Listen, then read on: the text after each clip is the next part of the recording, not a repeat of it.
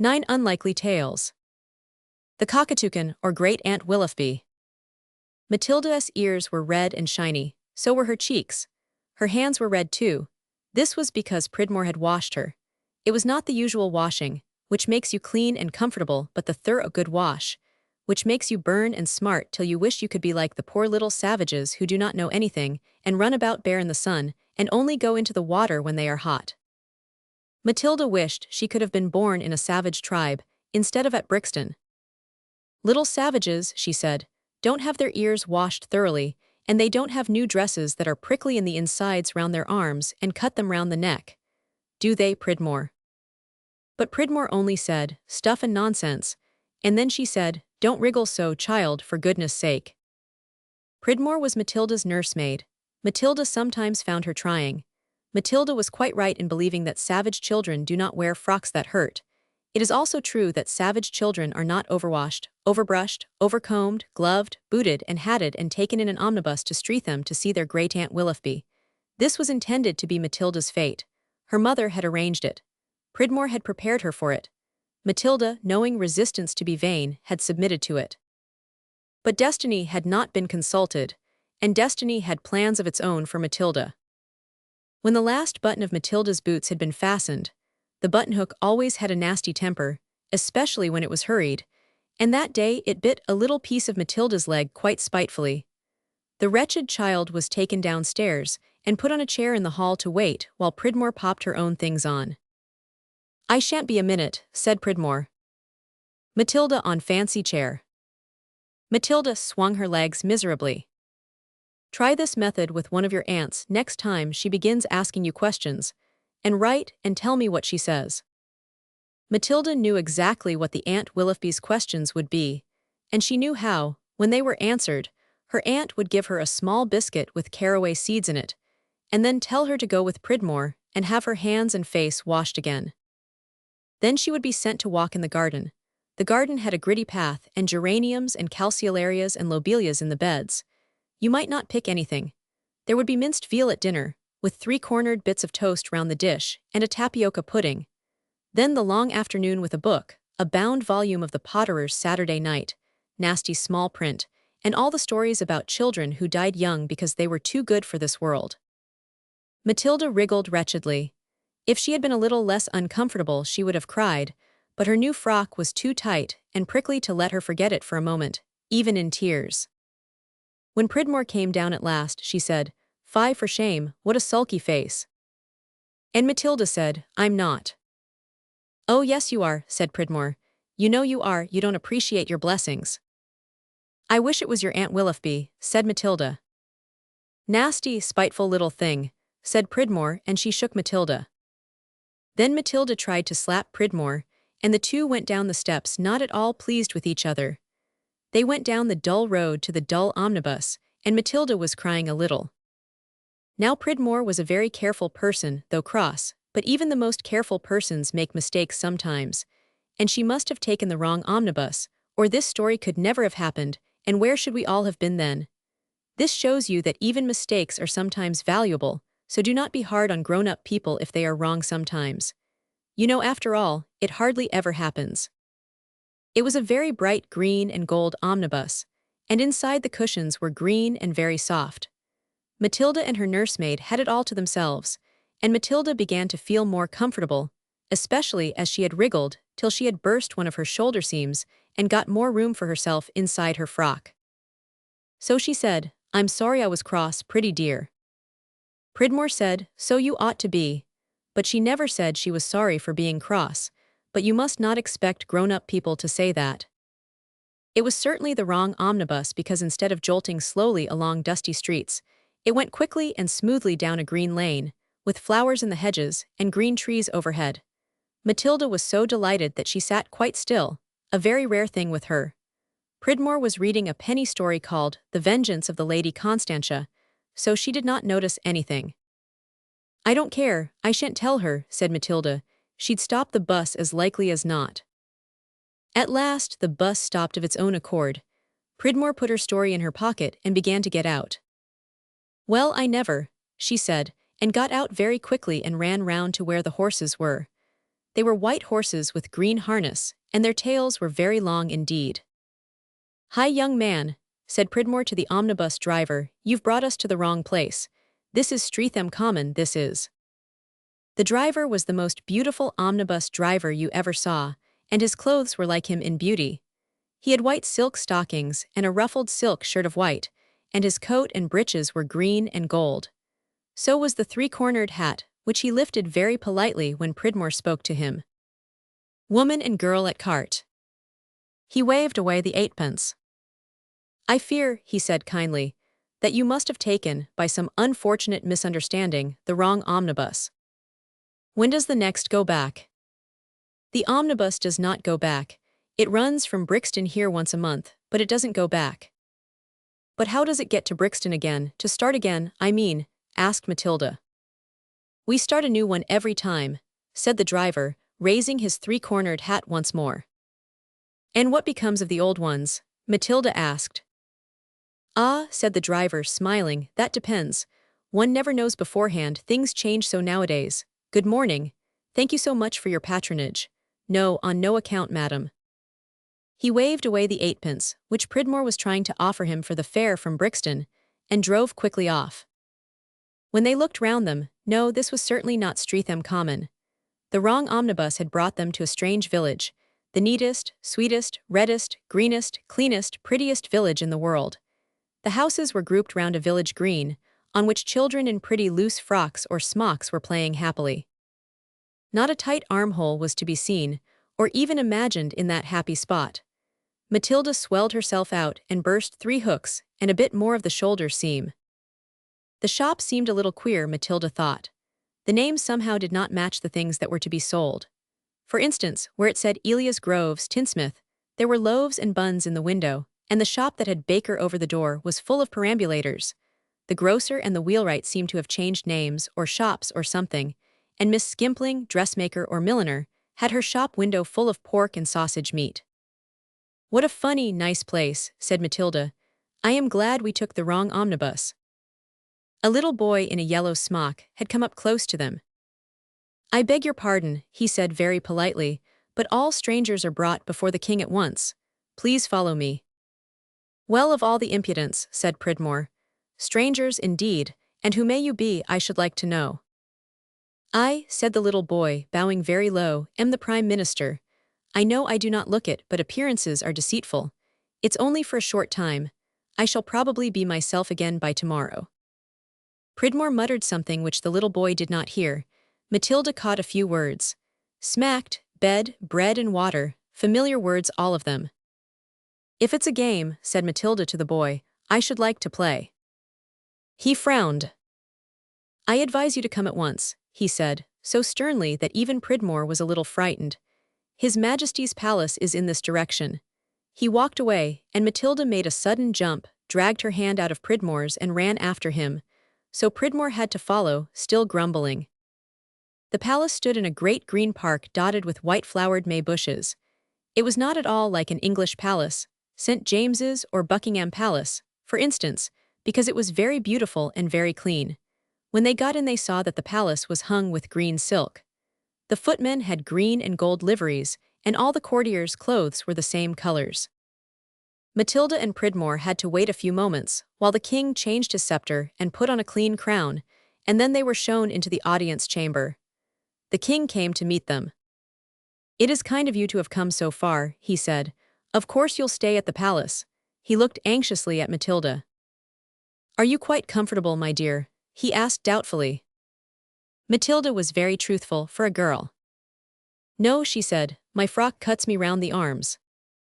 "Ah," said he, "and you brought no luggage, some of the princess's frocks, her old ones perhaps, yes, yes, this person your maid, no doubt."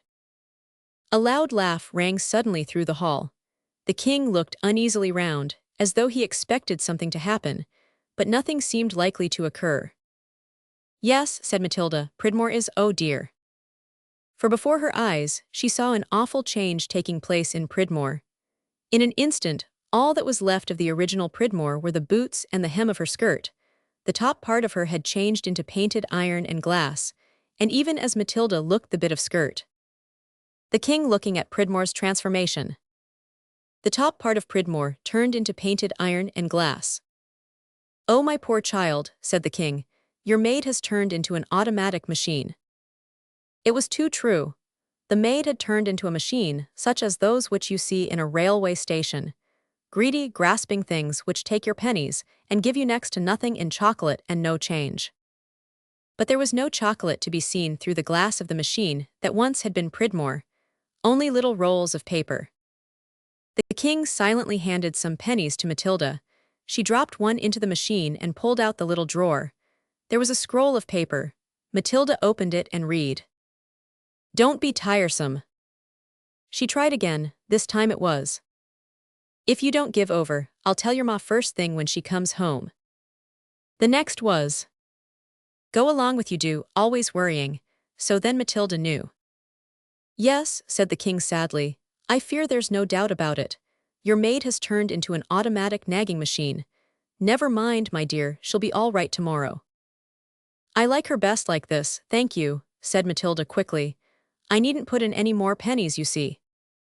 "Oh, we mustn't be unkind and neglectful," said the king gently, and he dropped in a penny. He got. "You tiresome boy, you, leave me be this minute." "I can't help it," said the king wearily. "You've no idea how suddenly things change here. It's because, but I'll tell you all about it at tea time.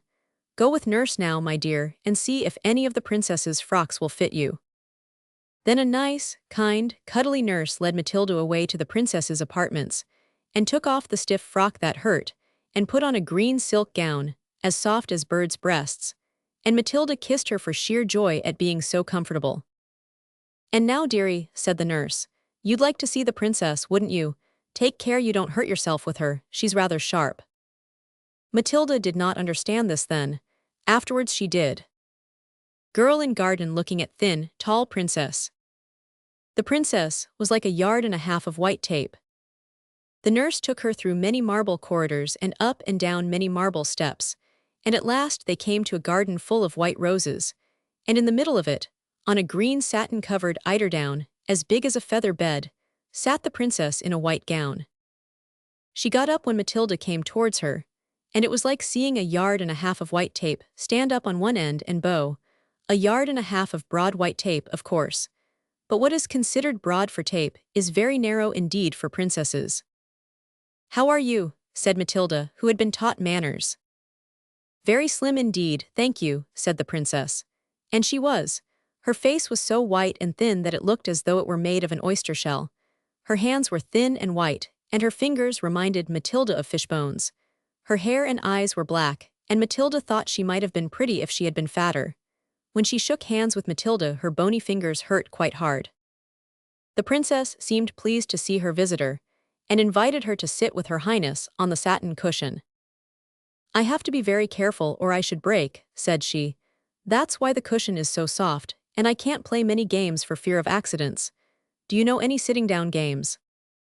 The only thing Matilda could think of was cat's cradle, so they played that with the princess's green hair ribbon. Her fish-bony fingers were much cleverer than Matilda's little fat, pink paws. Matilda looked about her between the games, and admired everything very much, and asked questions, of course. There was a very large bird chained to a perch in the middle of a very large cage.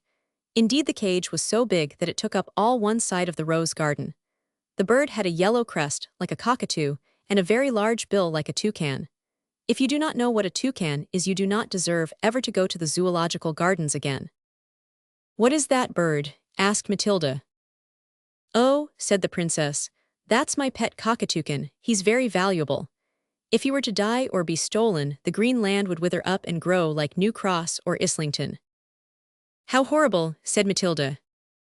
"I've never been to those places, of course," said the princess, shuddering, "but I hope I know my geography." "All of it?" asked Matilda. "Even the exports and imports," said the princess.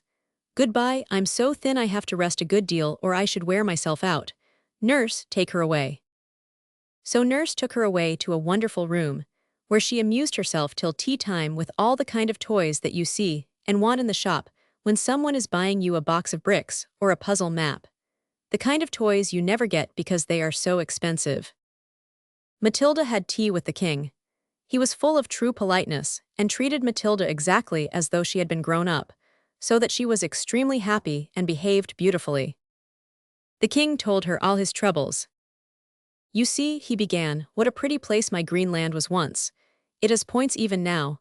But things aren't what they used to be. It's that bird, that cockatoucan. We daren't kill it or give it away, and every time it laughs something changes. Look at my prime minister. He was a 6-foot man, and look at him now. I could lift him with one hand. And then your poor maid. It's all that bad bird." "Why does it laugh?" asked Matilda. "I can't think," said the king. "I can't see anything to laugh at." "Can't you give it lessons, or something nasty to make it miserable?" I do, I assure you, my dear child. The lessons that bird has to swallow would choke a professor." "Does it eat anything else besides lessons?" "Christmas pudding. But there, what's the use of talking? That bird would laugh if it were fed on dog biscuits." His Majesty sighed and passed the buttered toast. "You can't possibly," he went on, "have any idea of the kind of things that happen. That bird laughed one day at a cabinet council, and all my ministers turned into little boys in yellow socks. And we can't get any laws made till they come right again. It's not their fault, and I must keep their situations open for them, of course, poor things." "Of course," said Matilda. "There was a dragon, now," said the king. "When he came, I offered the princess's hand and half my kingdom to anyone who would kill him. It's an offer that is always made, you know." "Yes," said Matilda. "Well, a really respectable young prince came along, and everyone turned out to see him fight the dragon. As much as 9 pence each was paid for the front seats, I assure you. The trumpet sounded and the dragon came hurrying up. A trumpet is like a dinner bell to a dragon, you know. And the prince drew his bright sword and we all shouted, and then that wretched bird laughed and the dragon turned into a pussycat, and the prince killed it before he could stop himself. The populace was furious." "What happened then?" asked Matilda. "Well, I did what I could. I said, 'You shall marry the princess just the same.' So I brought the prince home, and when we got there the cockatoucan had just been laughing again, and the princess had turned into a very old German governess. The prince went home in a great hurry and an awful temper. The princess was all right in a day or two. These are trying times, my dear." "I am so sorry for you," said Matilda, going on with the preserved ginger. "Well, you may be," said the miserable monarch. "But if I were to try to tell you all that that bird has brought on my poor kingdom, I should keep you up till long past your proper bedtime." "I don't mind," said Matilda kindly. "Do tell me some more." "Why," the king went on, growing now more agitated, "why, at one titter from that revolting bird the long row of ancestors on my palace wall grew red-faced and vulgar. They began to drop their H's, and to assert that their name was Smith from Clapham Junction." "How dreadful!" "And once," said the king in a whimper, "it laughed so loudly that 2 Sundays came together and next Thursday got lost, and went prowling away and hid itself on the other side of Christmas. And now," he said suddenly, "it's bedtime." "Must I go?" asked Matilda. "Yes, please," said the king. "I tell all strangers this tragic story because I always feel that perhaps some stranger might be clever enough to help me. You seem a very nice little girl. Do you think you are clever?" "It is very nice even to be asked if you are clever. Your Aunt Willoughby knows well enough that you are not. But kings do say nice things." Matilda was very pleased. "I don't think I am clever," she was saying quite honestly, when suddenly the sound of a hoarse laugh rang through the banqueting hall. Matilda put her hands to her head. "Oh dear," she cried, "I feel so different. Oh, wait a minute. Oh, whatever is it? Oh." Then she was silent for a moment. Then she looked at the king and said, "I was wrong, your majesty, I am clever, and I know it is not good for me to sit up late.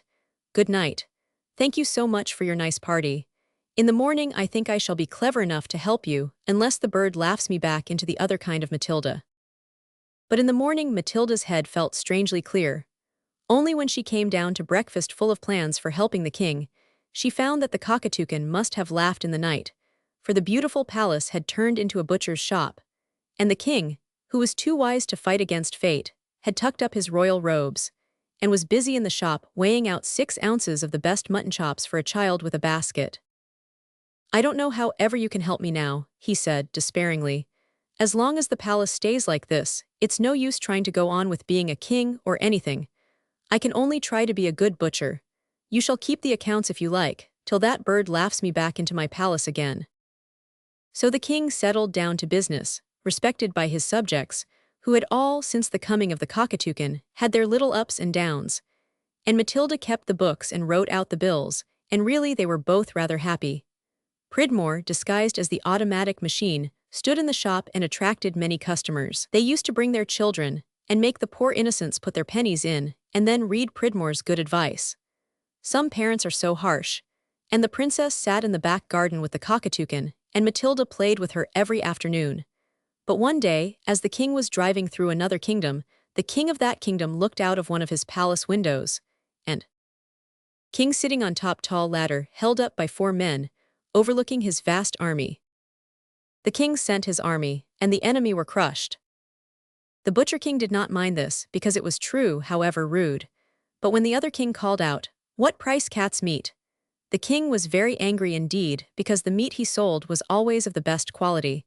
When he told Matilda all about it, she said, "Send the army to crush him." So the king sent his army, and the enemy were crushed. The bird laughed the king back into his throne, and laughed away the butcher's shop just in time for His Majesty to proclaim a general holiday, and to organize a magnificent reception for the army. Matilda now helped the king to manage everything. She wonderfully enjoyed the new delightful feeling of being clever, so that she felt it was indeed too bad when the cockatoucan laughed just as the reception was beautifully arranged. It laughed, and the general holiday was turned into an income tax. The magnificent reception changed itself to a royal reprimand, and the army itself suddenly became a discontented Sunday school treat, and had to be fed with buns and brought home in breaks, crying. "Something must be done," said the king. "Well," said Matilda, "I've been thinking if you will make me the princess's governess, I'll see what I can do. I'm quite clever enough." "I must open parliament to do that," said the king. "It's a constitutional change." So he hurried off down the road to open parliament. But the bird put its head on one side and laughed at him as he went by. He hurried on, but his beautiful crown grew large and brassy, and was set with cheap glass in the worst possible taste. His robe turned from velvet and ermine to flannelette and rabbit's fur. His scepter grew 20 feet long and extremely awkward to carry. But he persevered, his royal blood was up. "No bird," said he, "shall keep me from my duty and my parliament." But when he got there, he was so agitated that he could not remember which was the right key to open parliament with. And in the end, he hampered the lock and so could not open parliament at all. And members of parliament went about making speeches in the roads to the great hindrance of the traffic. The poor king went home and burst into tears. "Matilda," he said, "this is too much. You have always been a comfort to me. You stood by me when I was a butcher, you kept the books, you booked the orders, you ordered the stock. If you really are clever enough, now is the time to help me. If you won't, I'll give up the business. I'll leave off being a king. I'll go and be a butcher in the Camberwell New Road, and I will get another little girl to keep my books, not you." This decided Matilda. She said, "Very well, your majesty, then give me leave to prowl at night. Perhaps I shall find out what makes the cockatoucan laugh. If I can do that, we can take care he never gets it, whatever it is." "Ah," said the poor king, "if you could only do that." When Matilda went to bed that night, she did not go to sleep. She lay and waited till all the palace was quiet, and then she crept softly, pussily, mousily to the garden, where the cockatoucan's cage was, and she hid behind a white rosebush and looked and listened. Nothing happened till it was gray dawn, and then it was only the cockatoucan who woke up. But when the sun was round and red over the palace roof, something came creeping, pussily, mousily out of the palace, and it looked like a yard and a half of white tape creeping along, and it was the princess herself. She came quietly up to the cage, and squeezed herself between the bars. They were very narrow bars, but a yard and a half of white tape can go through the bars of any birdcage I ever saw. And the princess went up to the cockatoucan and tickled him under his wings till he laughed aloud. Then, quick as thought, the princess squeezed through the bars, and was back in her room before the bird had finished laughing. Matilda went back to bed. Next day all the sparrows had turned into cart horses, and the roads were impassable. That day when she went, as usual, to play with the princess, Matilda said to her suddenly, "Princess, what makes you so thin?" The princess caught Matilda's hand, and pressed it with warmth. "Matilda," she said simply, "you have a noble heart. No one else has ever asked me that, though they tried to cure it. and I couldn't answer till I was asked, could I? The king is now a sad, small house with a fence around him. Matilda, holding Beaton's cookbook, is looking at him. The king had turned into a villa residence. I'm not so very fat, said Matilda indignantly. Well, said the princess impatiently, I was quite fat enough anyhow, and then I got thin. But how? Because they would not let me have my favorite pudding every day. What a shame, said Matilda, and what is your favorite pudding? Bread and milk, of course, sprinkled with rose leaves, and with pear drops in it. Of course, Matilda went at once to the king, and while she was on her way the cockatoucan happened to laugh. When she reached the king, he was in no condition for ordering dinner, for he had turned into a villa residence, replete with every modern improvement. Matilda only recognized him, as he stood sadly in the park, by the crown that stuck crookedly on one of the chimney pots, and the border of ermine along the garden path. So she ordered the princess's favorite pudding on her own responsibility, and the whole court had it every day for dinner, till there was no single courtier but loathed the very sight of bread and milk, and there was hardly one who would not have run a mile rather than meet a pear drop. Even Matilda herself got rather tired of it, though being clever, she knew how good bread and milk was for her. But the princess got fatter and fatter, and rosier. Her thread-paper gowns had to be let out, till there were no more turnings in left to be let out, and then she had to wear the old ones that Matilda had been wearing, and then to have new ones. And as she got fatter she got kinder, till Matilda grew quite fond of her. And the cockatoucan had not laughed for a month. When the princess was as fat as any princess ought to be, Matilda went to her one day, and threw her arms round her and kissed her. The princess kissed her back and said, "Very well, I am sorry then, but I didn't want to say so, but now I will."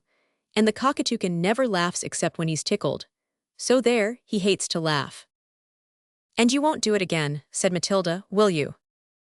"No, of course not," said the princess, very much surprised. "Why should I? I was spiteful when I was thin, but now I'm fat again. I want everyone to be happy."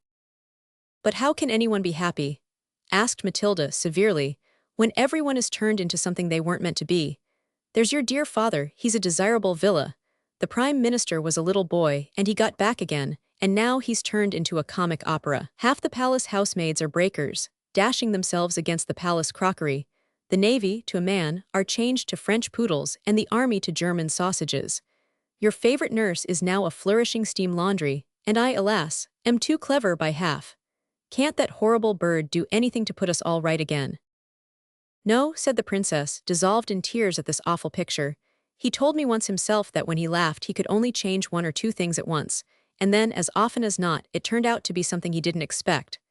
The only way to make everything come right again would be, but it can't be done, if we could only make him laugh on the wrong side of his mouth. That's the secret, he told me so. But I don't know what it is, let alone being able to do it. Could you do it, Matilda?" "No," said Matilda, "but let me whisper, he's listening. Pridmore could. She's often told me she'd do it to me, but she never has. Oh, princess, I've got an idea." The two were whispering so low that the cockatoucan could not hear, though he tried his hardest. Matilda and the princess left him listening. Presently he heard a sound of wheels. 4 men came into the rose garden, wheeling a great red thing in a barrow. They set it down in front of the cockatoucan, who danced on his perch with rage. "Oh," he said, "if only someone would make me laugh, that horrible thing would be the one to change. I know it would. It would change into something much horrider than it is now. I feel it in all my feathers." The princess opened the cage door with the prime minister's key, which a tenor singer had found at the beginning of his music. It was also the key of the comic opera. She crept up behind the cockatoucan and tickled him under both wings.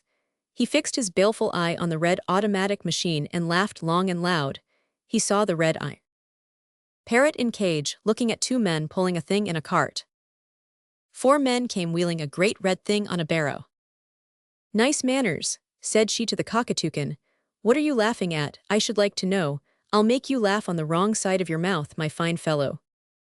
She sprang into the cage, and then and there, before the astonished court, she shook that cockatoucan till he really and truly did laugh on the wrong side of his mouth. It was a terrible sight to witness, and the sound of that wrong-sided laughter was horrible to hear.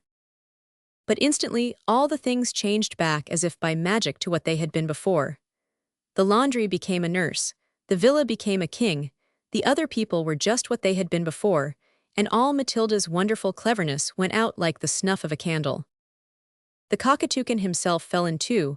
One half of him became a common, ordinary toucan, such as you must have seen 100 times at the zoo, unless you are unworthy to visit that happy place, and the other half became a weathercock, which, as you know, is always changing and makes the wind change too.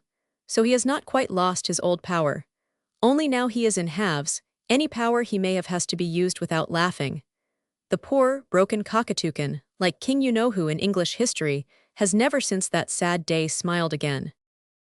The grateful king sent an escort of the whole army, now no longer dressed in sausage skins, but in uniforms of dazzling beauty, with drums and banners, to see Matilda and Pridmore home. But Matilda was very sleepy. She had been clever for so long that she was quite tired out. It is indeed a very fatiguing thing, as no doubt you know. And the soldiers must have been sleepy too, for one by one the whole army disappeared, and by the time Pridmore and Matilda reached home, there was only one left, and he was the policeman at the corner. The next day, Matilda began to talk to Pridmore about the green land, and the cockatoucan and the villa residence king, but Pridmore only said, "Pack of nonsense, hold your tongue, do." So Matilda naturally understood that Pridmore did not wish to be reminded of the time when she was an automatic nagging machine, so of course, like a kind and polite little girl, she let the subject drop. Matilda did not mention her adventures to the others at home, because she saw that they believed her to have spent the time with her great-aunt Willoughby. And she knew if she had said that she had not been there she would be sent at once, and she did not wish this. She has often tried to get Pridmore to take the wrong omnibus again, which is the only way she knows of getting to the Green Land.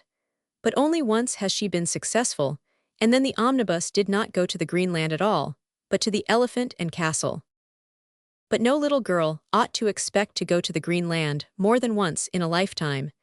Many of us indeed are not even so fortunate as to go there once. Wirio and Togo, or the bounceable ball. It is very hard, when you have been accustomed to go to the seaside every summer ever since you were quite little, to be made to stay in London just because an aunt and an uncle choose to want to come and stay at your house to see the Royal Academy and go to the summer sales. Selim and Thomasina felt that it was very hard indeed, and aunt and uncle were not the nice kind either. If it had been Aunt Emma, who dressed dolls and told fairy tales, or Uncle Reggie, who took you to the Crystal Palace and gave you 5 bob at a time, and never even asked what you spent it on, it would have been different. But it was Uncle Thomas and Aunt Selina. Aunt Selina was all beady and sat bolt upright, and told you to mind what you were told, and Selim had been named after her, as near as they could get. And Uncle Thomas was the one Thomasina had been named after. He was deaf, and he always told you what the moral of everything was, and the housemaid said he was near. "I know he is, worse luck," said Thomasina. "I mean, miss," explained the housemaid, "he's none too free with his chink." Selim groaned. "He never gave me but a shilling in his life," said he, "and that turned out to be bad when I tried to change it at the gingerbeer shop." The children could not understand why this aunt and uncle were allowed to interfere with everything as they did, and they quite made up their minds that when they were grown up they would never allow an aunt or an uncle to cross their doorsteps. They never thought, poor, dear little things, that some day they would grow up to be aunts and uncles in their turn, or at least one of each.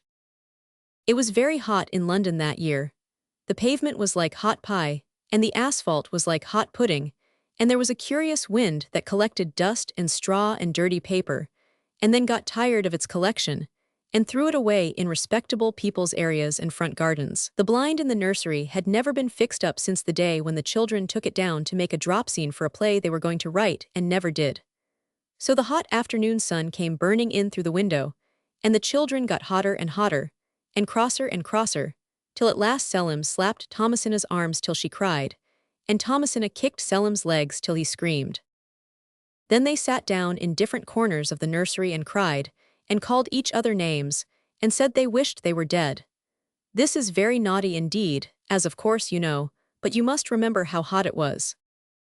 When they had called each other all the names they could think of, Thomasina said, suddenly, "All right, silly, that was Selim's pet name, cheer up." "It's too hot to cheer up," said Selim gloomily. We've been very naughty, said Thomasina, rubbing her eyes with the paint rag, but it's all the heat. I heard Aunt Selina telling Mother the weather wore her nerves to fiddle strings. That just meant she was cross. Then it's not our fault, said Selim. People say be good and you'll be happy. Uncle Reggie says be happy and perhaps you'll be good. I could be good if I was happy. So could I, said Thomasina. What would make you happy? Said a thick, wheezy voice from the toy cupboard, and out rolled the big green and red India rubber ball that Aunt Emma had sent them last week. They had not played with it much, because the garden was so hot and sunny, and when they wanted to play with it in the street, on the shady side, Aunt Selina had said it was not like respectable children, so they weren't allowed. Now the ball rolled out very slowly, and the bright light on its new paint seemed to make it wink at them. You will think that they were surprised to hear a ball speak. Not at all. As you grow up and more strange things happen to you, you will find that the more astonishing a thing is, the less it surprises you. I wonder why this is. Think it over, and write and tell me what you think. Selim stood up and said, Halloa, but that was only out of politeness. Thomasina answered the ball's question. We want to be at the seaside, and no aunts, and none of the things we don't like, and no uncles, of course, she said. Well, said the ball, if you think you can be good, why not set me bouncing? We're not allowed in here, said Thomasina, because of the crinkly ornaments people give me on my birthdays. Well, the street then, said the ball, the nice shady side. It's not like respectable children, said Selim sadly. The ball laughed. If you have never heard an India rubber ball laugh, you won't understand. It's the sort of quicker, softer chuckle of a bounce that it gives when it's settling down when you're tired of bouncing it. The garden then, it said. I don't mind if you'll go on talking, said Selim kindly.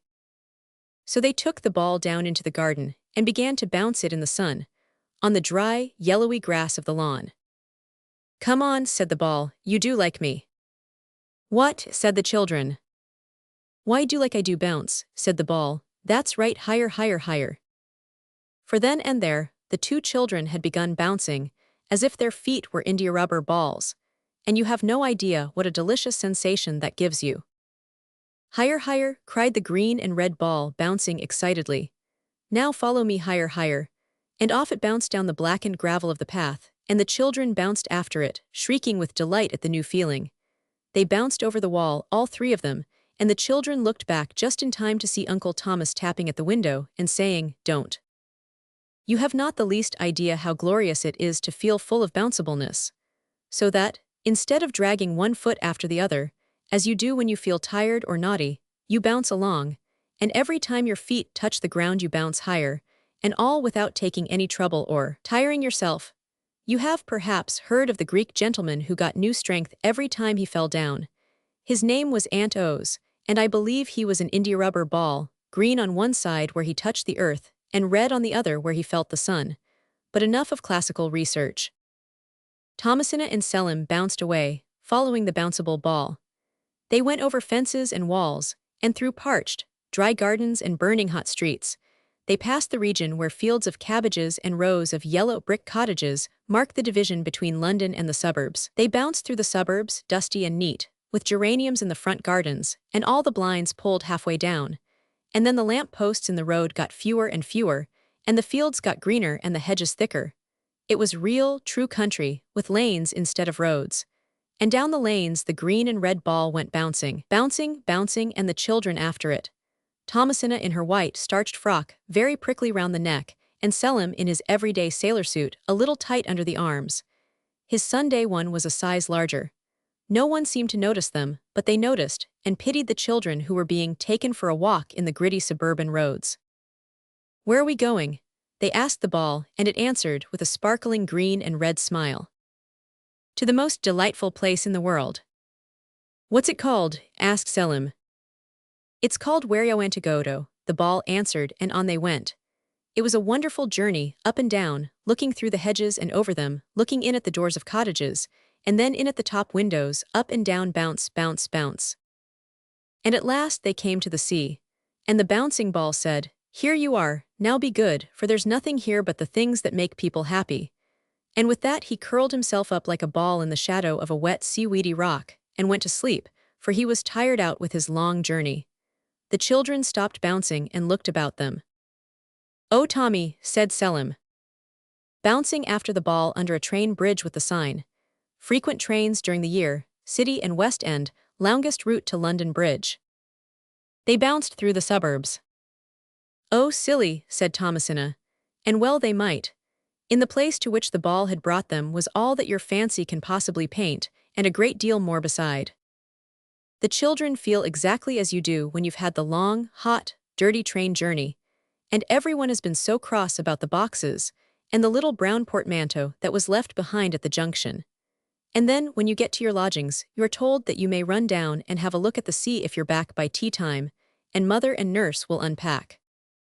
Only Thomasina and her brother had not had a tiresome journey, and there were no nasty, stuffy lodgings for them, and no tea with oily butter and a new pot of marmalade. "There's silver sand," said she, "miles of it." "And rocks," said he. "And cliffs. And caves in the cliffs." "And how cool it is," said Thomasina. "And yet it's nice and warm too," said Selim. "And what shells. And seaweed. And the downs behind. And trees in the distance. And here's a dog to go after sticks. Here, Rover, Rover." A big black dog answered at once to the name, because he was a retriever, and they are all called Rover. "And spades," said the girl. "And pails," said the boy. "And what pretty sea poppies," said the girl. "And a basket and grub in it," said the boy, so they sat down and had lunch. It was a lovely lunch. Lobsters and ice creams, strawberry and pineapple, and toffee and hot buttered toast and ginger beer. They ate and thought of the aunt and uncle at home, and the minced veal and sago pudding, and they were very happy indeed. Just as they were finishing their lunch, they saw a swirling, swishing, splashing commotion in the green sea a little way off, and they tore off their clothes and rushed into the water to see what it was. It was a seal. He was very kind and convenient. He showed them how to swim and dive. "But won't it make us ill to bathe so soon after meals? Isn't it wrong?" asked Thomasina. Two children in swimsuits talking to seal at shore. The seal was very kind and convenient. "Not at all," said the seal. "Nothing is wrong here as long as you're good. Let me teach you water leapfrog, a most glorious game, so cool yet so exciting, you try it." At last the seal said, "I suppose you wear man clothes, they're very inconvenient. My two eldest have just outgrown their coats, if you'll accept them." And it dived, and came up with two golden sealskin coats over its arm, and the children put them on. "Thank you very much," they said, "you are kind. I am almost sure that it has never been your luck to wear a fur coat that fitted you like a skin, and that could not be spoiled with sand or water, or jam, or bread and milk, or any of the things with which you mess up the nice new clothes your kind relations buy for you. But if you like, you may try to imagine how jolly the little coats were." Thomasina and Selim played all day on the beach, and when they were tired then went into a cave, and found supper, salmon and cucumber, and Welsh rabbit and lemonade, and then they went to bed in a great heap of straw and grass and fern and dead leaves, and all the delightful things you have often wished to sleep in. Only you have never been allowed to. In the morning there were plum pudding for breakfast, and roast duck and lemon jelly, and the day passed like a happy dream, only broken by surprising and delightful meals. The ball woke up and showed them how to play water polo, and they bounced him on the sand, with shrieks of joy and pleasure. You know, a ball likes to be bounced by people he is fond of. It is like slapping a friend on the shoulder. There were no houses in Wariawantagoto, and no bathing machines or bands, no nursemaids or policemen or aunts or uncles. You could do exactly what you liked as long as you were good. "What will happen if we're naughty?" Selim asked. The ball looked very grave and answered, "I must not tell you, and I very strongly advise you not to try to find out." "We won't, indeed we won't," said they, and went off to play rounders with the rabbits on the downs, who were friendly fellows and very keen on the game. On the third evening Thomasina was rather silent, and the ball said, "What's the matter, girl bouncer, out with it." So she said, "I was wondering how mother is, and whether she has one of her bad headaches." The ball said, "Good little girl, come with me and I'll show you something." He bounced away, and they followed him, and he flopped into a rocky pool, frightening the limpets and sea anemones dreadfully, though he did not mean to. "Now look," he called from under the water, and the children looked, and the pool was like a looking-glass, only it was not their own faces they saw in it. They saw the drawing-room at home, and father and mother who were both quite well, only they looked tired, and the aunt and uncle were there, and Uncle Thomas was saying, "What a blessing those children are away." "Then they know where we are," said Selim to the ball. "They think they know," said the ball, "or you think they know. Anyway, they're happy enough, good night." And he curled himself up like a ball in his favorite sleeping place. The two children crept into their pleasant, soft, sweet nest of straw and leaves and fern and grass and went to sleep. But Selim was vexed with Thomasina because she had thought of mother before he had, and he said she had taken all the fern, and they went to sleep rather cross. They woke crosser. So far they had both helped to make the bed every morning, but today neither wanted to. "I don't see why I should make the beds," said he. "It's a girl's work, not a boy's." "I don't see why I should do it," said Thomasina. "It's a servant's place, not a young lady's." And then a very strange and terrible thing happened. Quite suddenly, out of nothing and out of nowhere, appeared a housemaid, large and stern and very neat indeed, and she said, "You are quite right, miss. It is my place to make the beds, and I am instructed to see that you are both in bed by 7. Think how dreadful this must have been to children who had been going to bed just when they felt inclined. They went out onto the beach. You see what comes of being naughty. Children now sitting in shade at shore with stern maid before them, with her hands on her hips. Suddenly, out of nothing and nowhere, appeared a large, stern housemaid. They cheered up towards dinner time. It was roast pigeons that day and bread sauce and whitebait and syllabubs, and for the rest of the day they were as good as gold and very polite to the ball. Selim told it all about the dreadful apparition of the housemaid, and it shook its head. "I know you've never seen a ball do that, and very likely you never will," and said, "My bounceable boy, you may be happy here for ever and ever if you're contented and good. Otherwise, well, it's 6:45, you've got to go." And sure enough they had to. And the housemaid put them to bed and washed them with yellow soap, and some of it got in their eyes. And she lit a nightlight and sat with them till they went to sleep, so that they couldn't talk, and were ever so much longer getting to sleep than they would have been if she had not been there. And the beds were iron, with mattresses and hot, stuffy, fluffy sheets and many more new blankets than they wanted. The next day they got out as early as they could and played water football with the seal and the bounceable ball, and when dinner time came it was lobster and ices. But Thomasina was in a bad temper. She said, "I wish it was duck." And before the words had left her lips it was cold mutton and rice pudding, and they had to sit up to table and eat it properly too, and the housemaid came round to see that they didn't leave any bits on the edges of their plates, or talk with their mouths full. There were no more really nice meals after that, only the sort of things you get at home. But it is possible to be happy even without really nice meals. But you have to be very careful. The days went by pleasantly enough. All the sea and land creatures were most kind and attentive. The seal taught them all it knew, and was always ready to play with them. The starfish taught them astronomy, and the jellyfish taught them fancy cooking. The limpets taught them dancing as well as they could for their lameness. The seabirds taught them to make nests, a knowledge they have never needed to apply, and if the oysters did not teach them anything, it was only because oysters are so very stupid, and not from any lack of friendly feeling. The children bathed every day in the sea. A bathing house rising out of the sand with a sign, "You must not bathe any more except through me." A long pointed thing came slowly up out of the sand. "Let's dig a bath," said Selim, "and the sea will come in and fill it, and then we can bathe in it." So they fetched their spades and dug, and there was no harm in that, as you very properly remark. But when the hole was finished, and the sea came creeping up, and at last a big wave thundered up the sand and swirled into the hole, Thomasina and Selim were struggling on the edge, fighting which should go in first, and the wave drew sandily back into the sea, and neither of them had bathed in the new bath.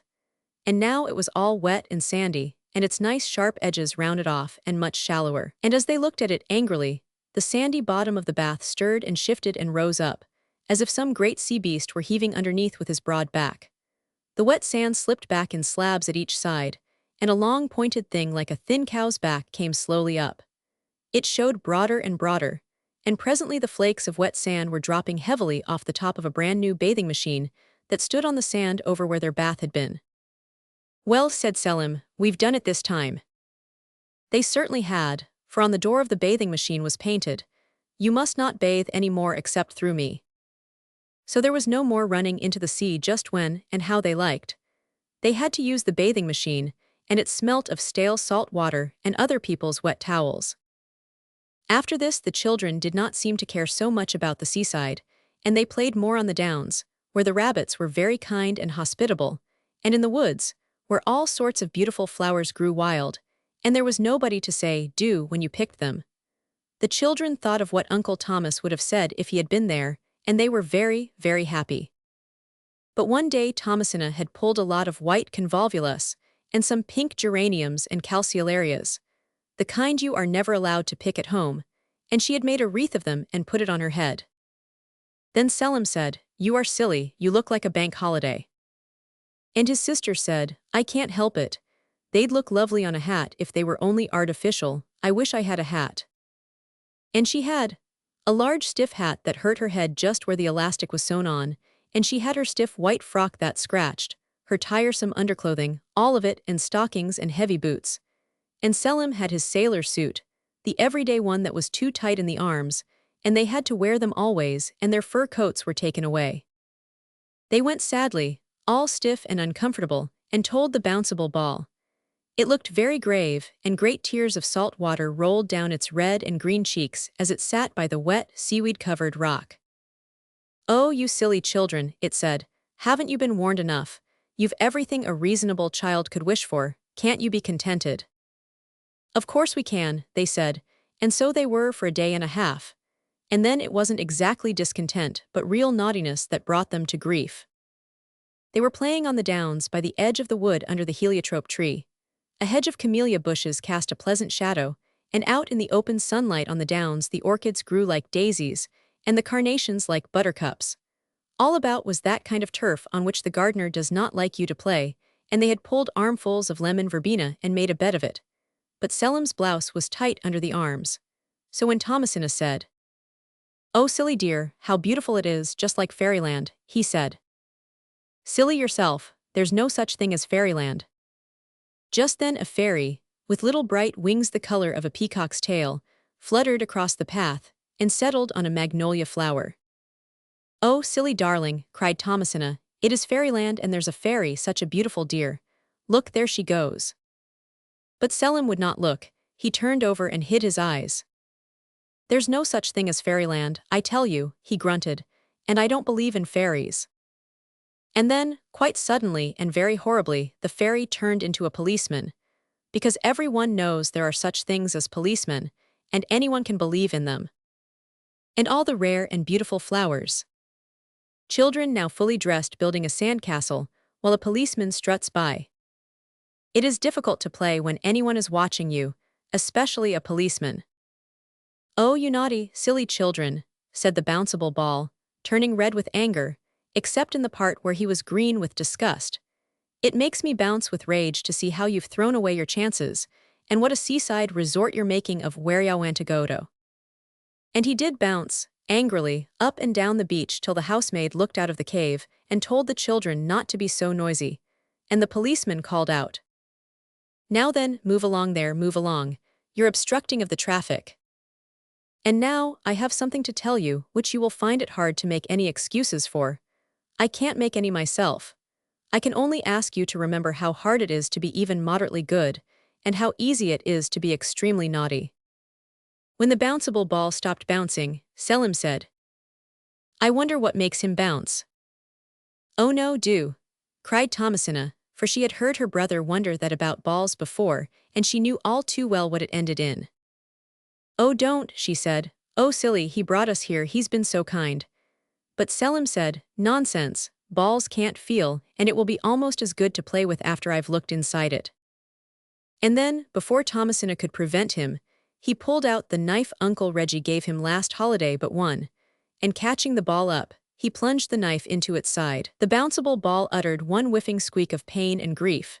Then with a low, hissing sigh its kindly spirit fled, and it lay, a lifeless mass of paint and india rubber in the hands of its assassin. Thomasina burst into tears, but the heartless Selim tore open the ball and looked inside. You know well enough what he found there. Emptiness, the little square patch of india rubber that makes the hard lump on the outside of the ball, which you feel with your fingers when the ball is alive, and his own happy, bouncing, cheerful self. The children stood, looking at each other. I almost wish I hadn't, said Selim at last, but before Thomasina could answer, he had caught her hand. Oh look, he cried, look at the sea. It was, indeed, a dreadful sight. The beautiful dancing, sparkling blue sea was drying up before their eyes. In less than a moment it was quite flat and dusty. It hurriedly laid down a couple of railway lines, ran up a signal box and telegraph poles, and became the railway at the back of their house at home. The children, gasping with horror, turned to the downs.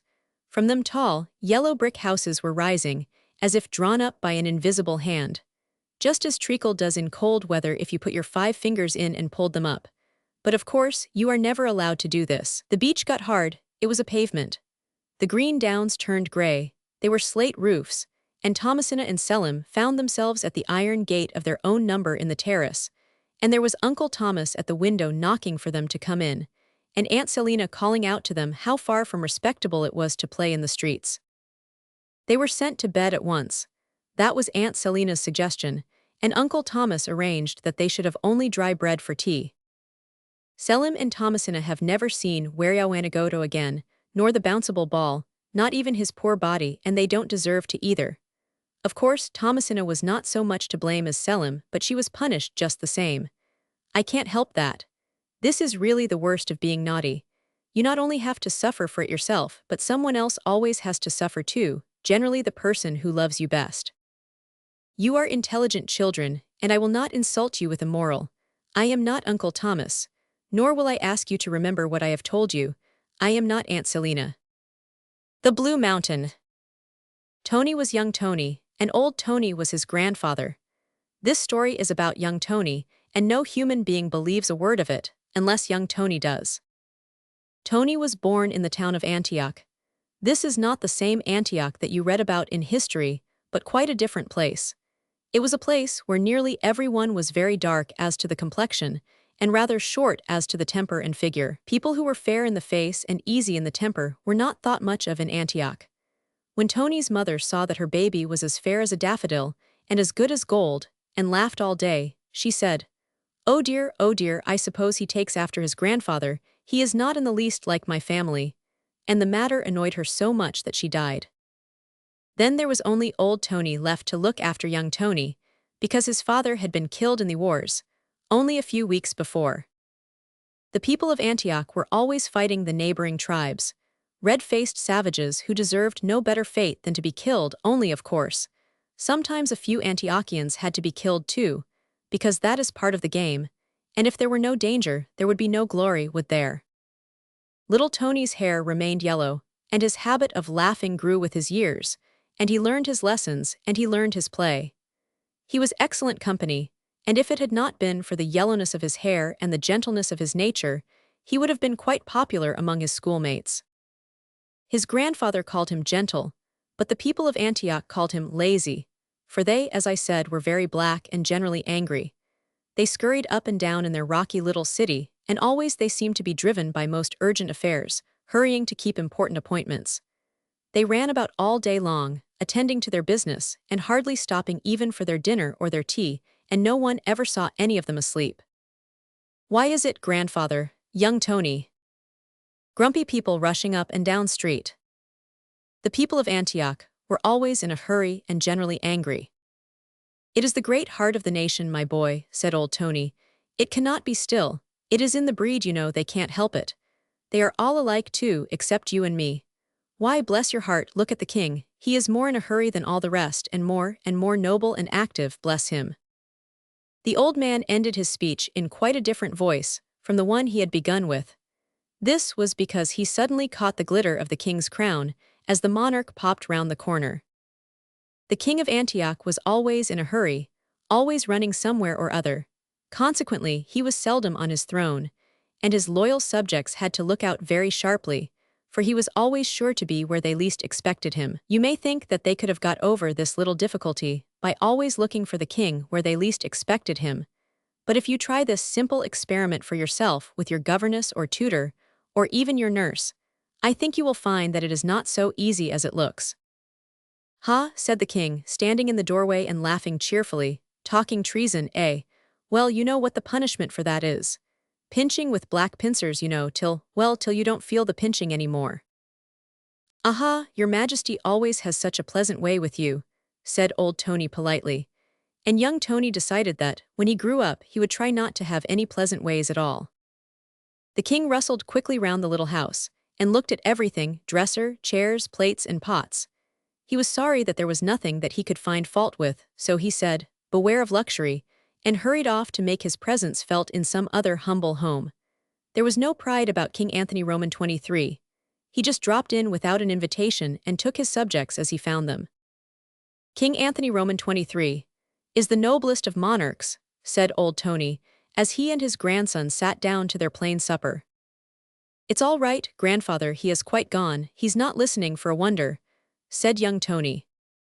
Meantime the king was hurrying in and out, and up and down the crowded streets of his city, picking up little bits of information, and making his subjects feel that his kingship was not a mere matter of form, but that he was really interested in the most humble life among his people. It was a strange town, all uphill and downhill, with steep rocks and precipices all mixed up with the public streets. The people, for all their busy habits, had no trade, or rather they did not manufacture anything. They built houses and brought up their families. They wrapped their children up very snugly and carried them about at an earlier age than we consider safe. And they milked their cows, which were large and green and had wings, and they drank the milk. And they gathered the fruit of the trees that grew on the plain below the town, and they got on very well indeed. There was only one drawback to life in Antioch, and that was its uncertainty. At any moment an earthquake might occur, then down would go half the town, and the busy citizens had it all to build again. They soon did it, for they were nothing if not industrious. A much more awful thing was the storm of hot rain that now and then fell on the town, a blighting rain that killed all it touched. This was more dreaded than even the earthquakes, but fortunately it very seldom happened. Old Tony was beadle and sexton and keeper of the town records, and very nicely he kept them too. There was not a speck of dirt on one of them. He used to spend hours and hours polishing the records, and he scoured the tombstones till they shone again, and he had most of the inscriptions by heart. After an earthquake he was always most careful to put the tombstones back in their proper places, and one day, when he was doing this, he came on a stone he did not remember to have seen before. He called to young Tony, who had had a board school education, to see if he could read the bits of words that were carved upon it. "It seems like a foreign language," said he. "I can't make it out," said young Tony. "It is not carved, it is in the stone somehow. Looks as if it were coming through from the other side." He turned the stone over, and there, on the other side, was an inscription which both of them had read 100 times.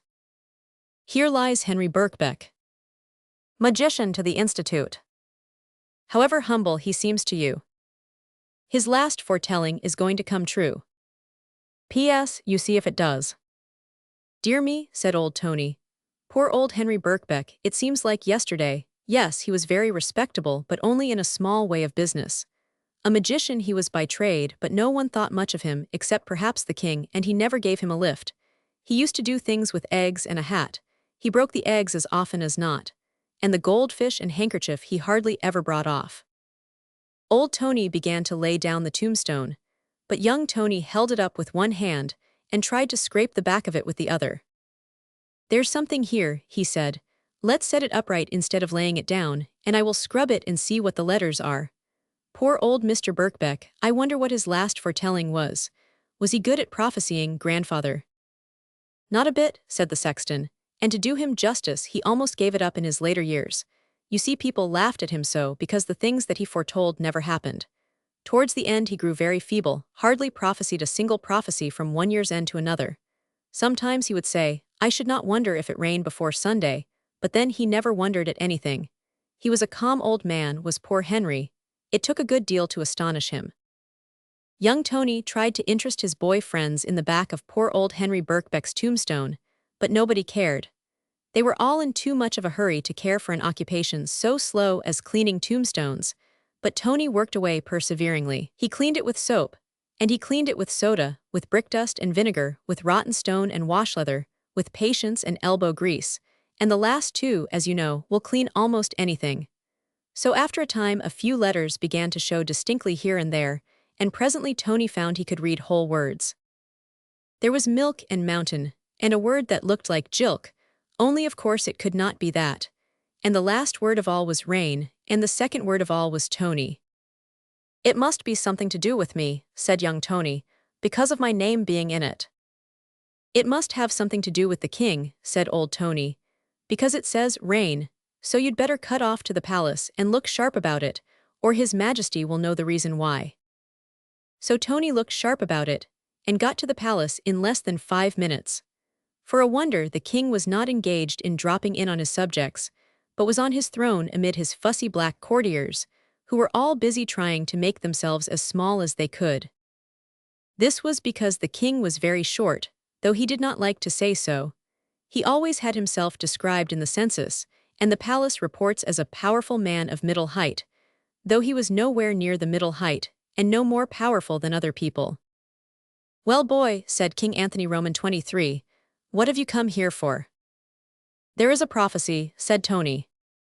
"There are a good many," said King Anthony, "but they don't amount to much since poor Henry Birkbeck died. He was something like a prophet," he went on, turning to his courtiers. "He foretold, when I was only a baby, that if I grew up I should perhaps be king. The late king, my father, was very pleased, I remember." The courtiers all bowed and said it was really wonderful. Tony said, "Well, then you'd better come and have a look at this prophecy, because it is the late Mr. Birkbeck's last one, and he said it'll come true." "Bring it here, can't you?" said the king. "No, I can't," said the boy. "It's on his tombstone, so there, I can't carry tombstones about." "No," said the king thoughtfully, "of course you are not powerfully built. You are nowhere near the medium height." "Come and look at it if you want to," said Tony. "I'm in no hurry." "Well," said King Anthony, "I don't care if I do, I'm tired of sitting still." So off they all went, king, court, heralds, men-at-arms, banner-bearers and spearmen, down the narrow, dark, crooked town streets, till they came to the churchyard where the tombstones were, both the upright and the flat kind. Tony ran on ahead and knelt in front of the tombstone. Then he jumped up and called out, "You hurry up, it's as plain now as the nose on your face." "You should say the royal nose on your Majesty's royal face," said old Tony anxiously.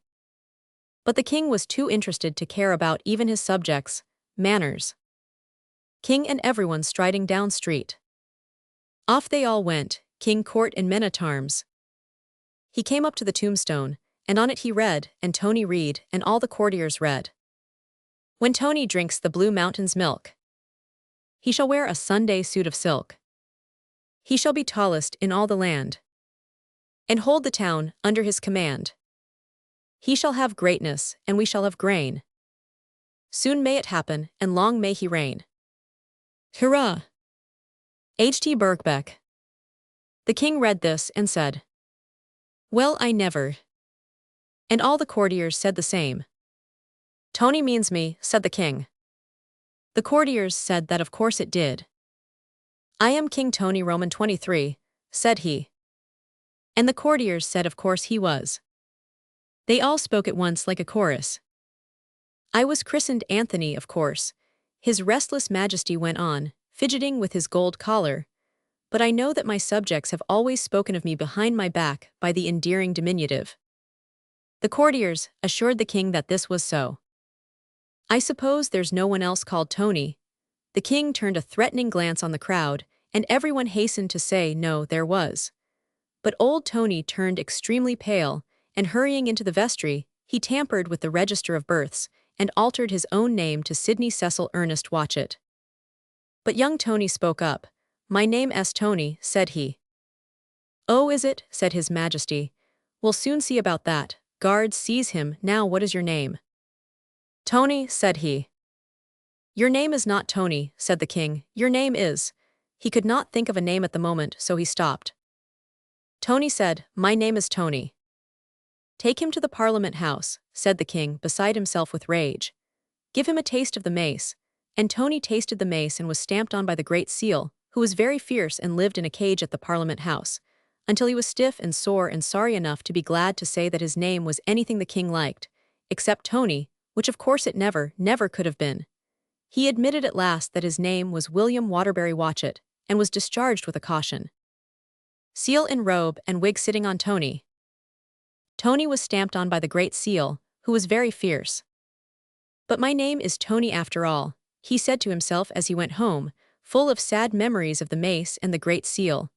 "I wonder where the Blue Mountain is." Young Tony thought a good deal about poor Henry Birkbeck's prophecy. Perhaps the Great Seal had stamped it on his memory.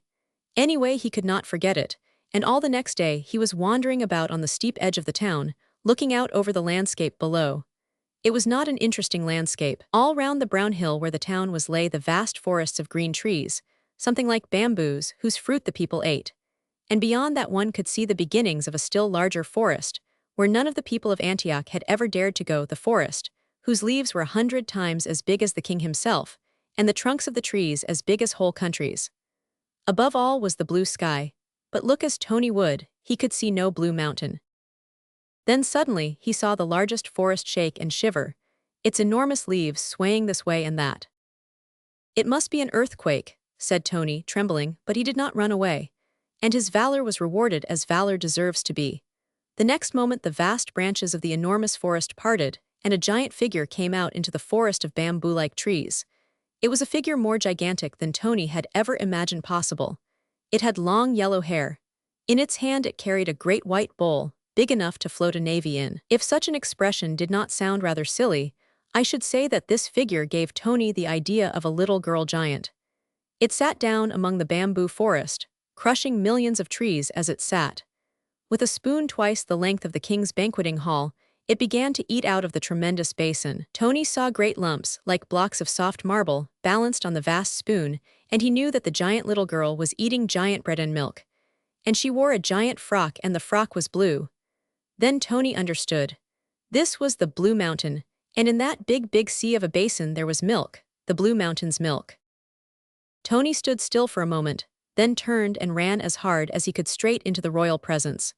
To be more exact, he ran into the royal waistcoat, for the king, in a hurry as usual, was coming out of his palace gates with a rush. The king was extremely girl holding large the giant little girl. Then His Majesty told Tony what he thought of him, and it was not pleasant hearing. "I am not a liar," said Tony. "I am very sorry I told you anything about it. I might jolly well have gone and got it for myself. My name is William Waterbury Watchet." He stopped in confusion. "I should think it was," said the king. "If there is any mountain, which I don't for a moment believe, you had better go and fetch me some of the milk. Not that I think there is any out of the mountain's basin, which I cannot believe exists outside of your imagination.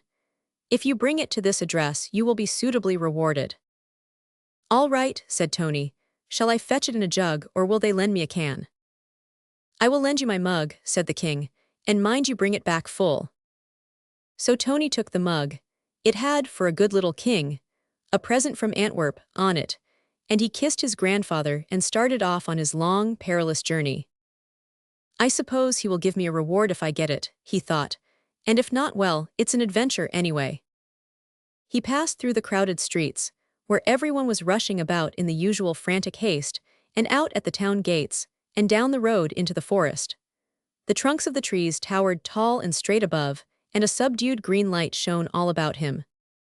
The ground was very broken and uneven, and often Tony had to go a long way round to avoid some great rock or chasm. But he traveled fast, for he was a quick walker, and he did not miss the way once, although, of course, it was quite a strange country to him.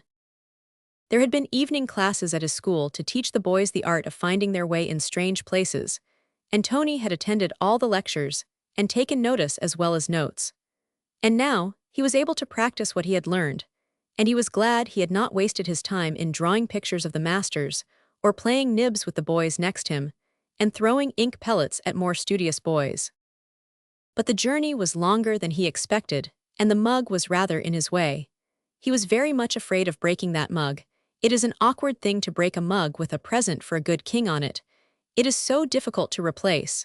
There are very few of those mugs made nowadays. There is little or no demand for them. But at last, the green light of the forest began to grow brighter, and Tony saw that he was approaching a sort of clearing among the trees. So he put his best foot foremost, without stopping to think which was his worst foot. Always a mistake when you are tired and footsore. And now he came out from under the tall branches, and saw a round open space in the forest, where millions of fallen trees lay on the ground. And he knew that this was the spot where the mountain had sat down to eat its unimaginable enormous breakfast. But there was no mountain to be seen, and Tony knew that he could do nothing but sit down and wait, in the hope that the blue mountain would come next morning to eat its breakfast in the same place. So he looked about for a place to rest safely in, and presently found just what he wanted: a little cave, whose walls and roof were of dried earth, and there he stayed all that day and night, eating the fruit of the fallen trees. And next morning there was a rustling and a swaying of the trees, and the blue mountain came striding over the tall treetops, bending down the forest as she came on colossal black legs and massive shoes with monstrous ankle straps. Each shoe was big enough to have crushed 100 Tonys at one step. So he hid in his cave, and presently knew by the shaking of the ground, like an earthquake, that the mountain had sat down. Then he came out. He was too near to see the mountain properly, but he saw a great blue fold of giant frock near him, and far above him towered the blue heights of the giant little girl's knees. On the summit of these shone a vast white round, the great bread and milk basin. Tony started to climb the blue fold. It was stiff, starched with giant starch, I suppose, and it bore his weight easily, but it was a long climb, and he drew a deep breath of thankfulness when he reached the broad tableland of the giant little girl's knees, and now the smooth china roundness of the big basin was before him. He tried its polished surface again, and always fell back baffled. Then he saw that he might climb up the sleeve of the gigantic arm whose hand held the basin. With his heart in his mouth he began the ascent, slowly and carefully, holding the precious mug closely to his breast. His breath came faster and faster as he went up, and at last stood triumphantly on the edge of the great blue sleeve. From there to the edge of the basin it was easy to crawl, and now at last he stood on the giddy verge of the monstrous basin, and looked down at the lake of milk with the rocks of bread in it, many feet below. The great height made him giddy. He lost his footing, and still clasping the mug, he fell headlong into the giant bread and milk. The bread rocks were fortunately soft. Tony picked himself up. He was wet, but no bones were broken, and the mug, oh joy, the mug was safe. Tony looked it over anxiously as he sat on a rock, a sloppy and uncertain resting place. There was only one small crack near the handle, and Tony was almost sure that had been there before. "I don't know however I shall get out again," said Tony. "Perhaps I never shall, but in case I do, I suppose I had better fill the mug." So he stooped from the rocks and filled the mug from the lake of milk, which was much thicker than the milk of the green cows with wings, the only milk Tony was used to. He had just filled the mug, and tied it down with a piece of parchment which he had taken from the town records, and brought with him for the purpose, when a noise like thunder suddenly broke on his ear. And indeed it very nearly broke the ear itself, and so startled Tony that the precious mug all but slipped from his grasp. Then a wave of milk swept up almost over his head. The whole of the massive basin was moved sideways. Then came a shock like an earthquake.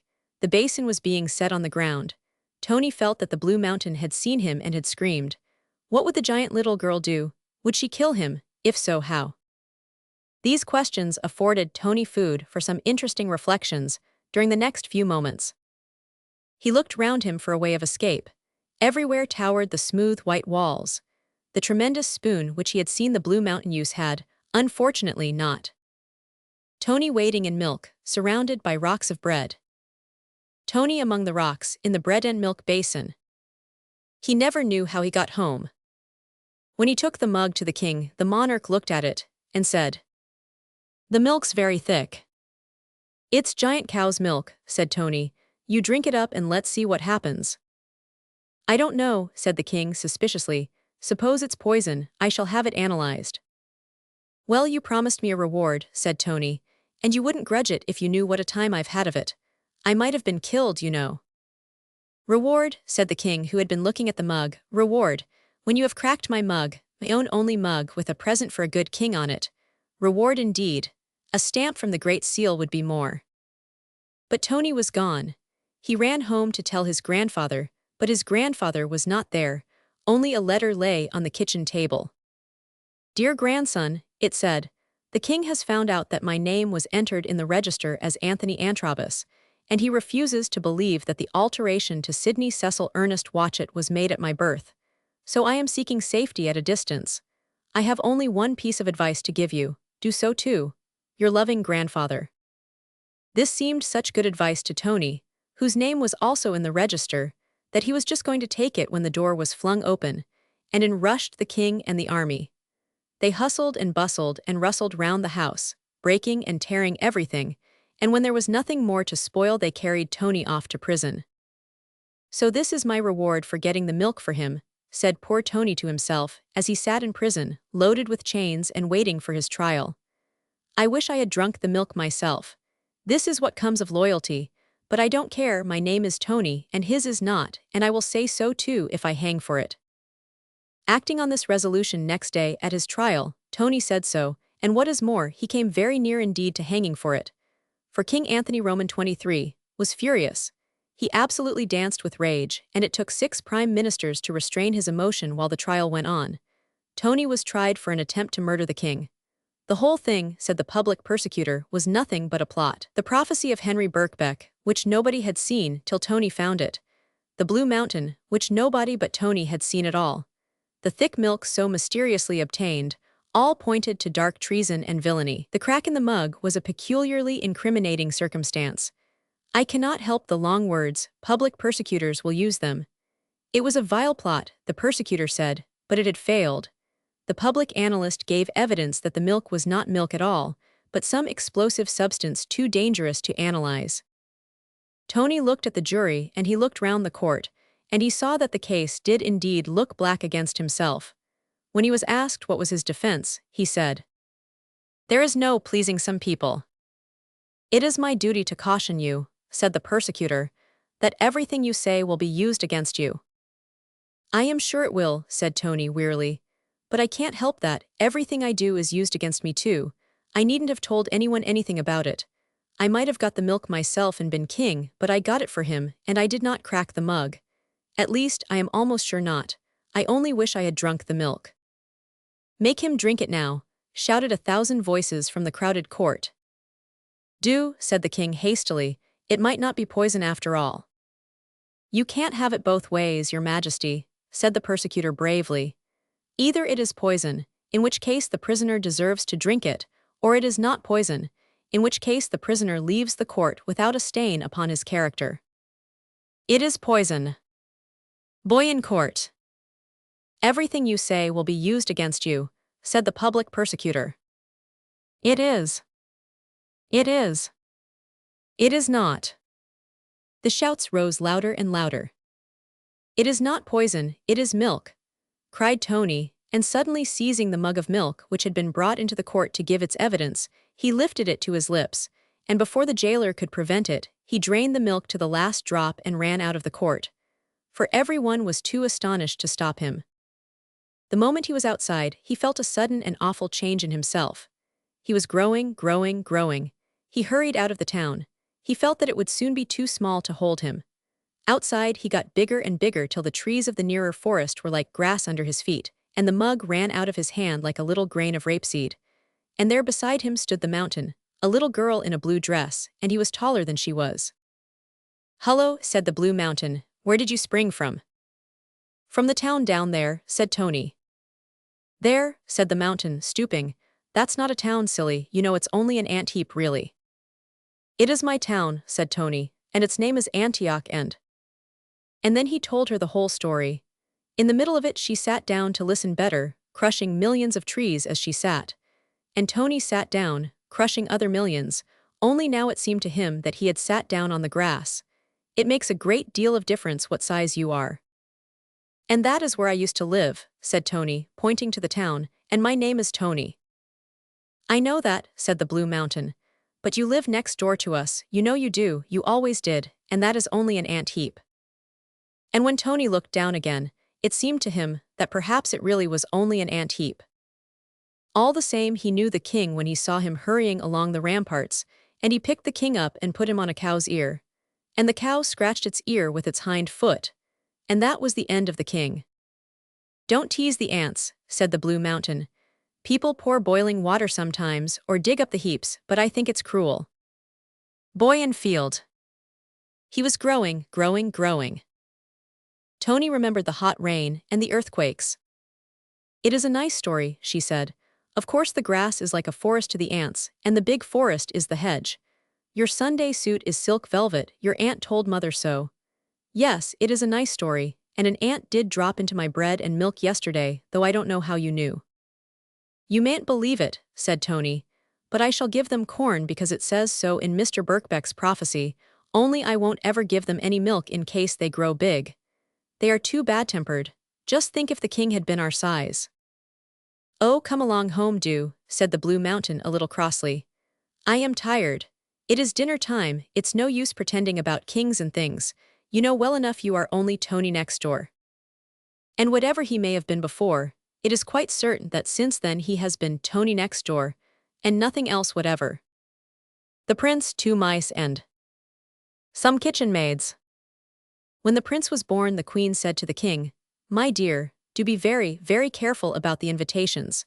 You know what fairies are. They always come to the christening whether you invite them or not, and if you forget to invite one of them, she always makes herself so terribly unpleasant." "My love," said the king, "I will invite them all," and he took out his diamond-pointed pen and wrote out the cards on the spot. But just then, a herald came in to bring news of war, so the king had to go off in a hurry.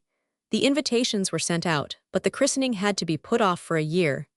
At the end of this time, the king had subdued all his enemies, so he was very pleased with himself. The prince was a year old, and he also was pleased with himself, as all good babies are, and found the little royal fingers and toes a fresh and ever-delightful mystery. And the queen was pleased with herself, as all good mothers should be, so everything went merrily. The palace was hung with cloth of silver and strewn with fresh daisies, in honor of the great day, and after all had eaten and drunk to their hearts' content, the fairies came near with the gifts they had brought to their godson the prince. "He shall have beauty," said the first. "And wit," said the second. "And a pretty sweetheart," said the third. "Who loves him," said the fourth. And so they went on, foretelling for him all sorts of happy and desirable things.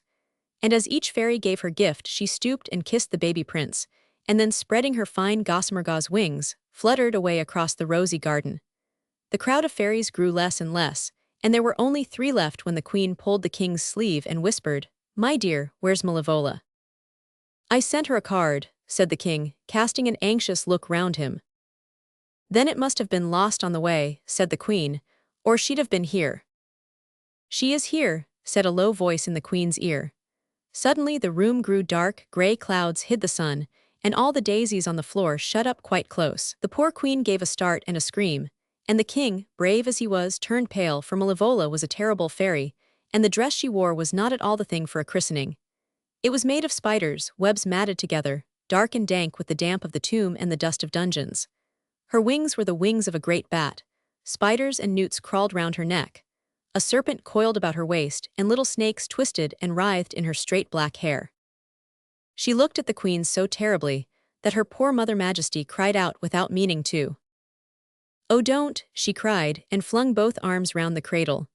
The prince was quite happy, playing with his new coral and bells, and looking at the palace cat, who sat at the foot of the cradle washing herself.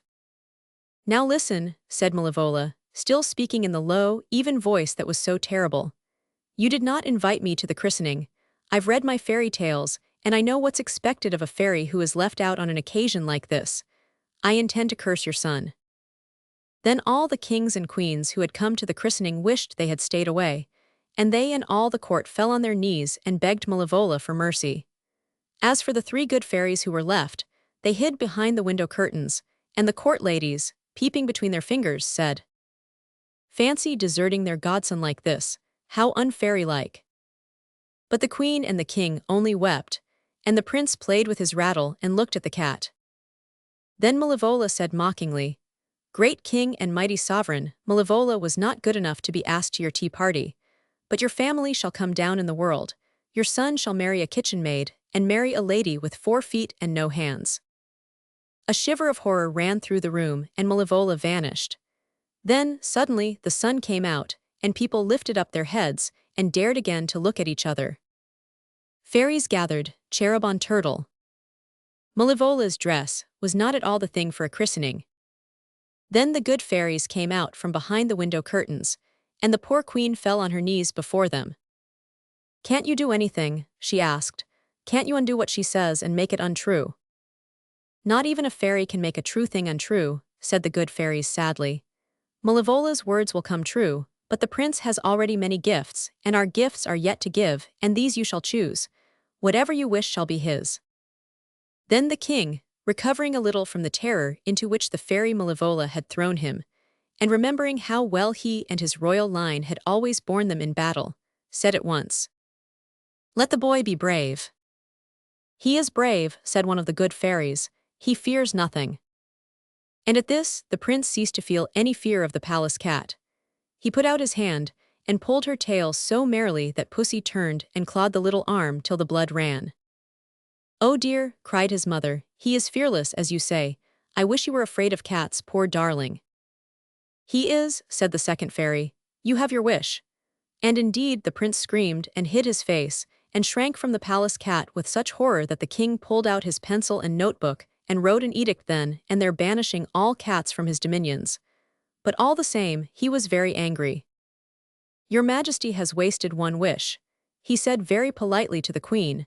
"Let us now leave the last gift in the hands of the last fairy." The last fairy came and kissed the prince, who was now sobbing sleepily.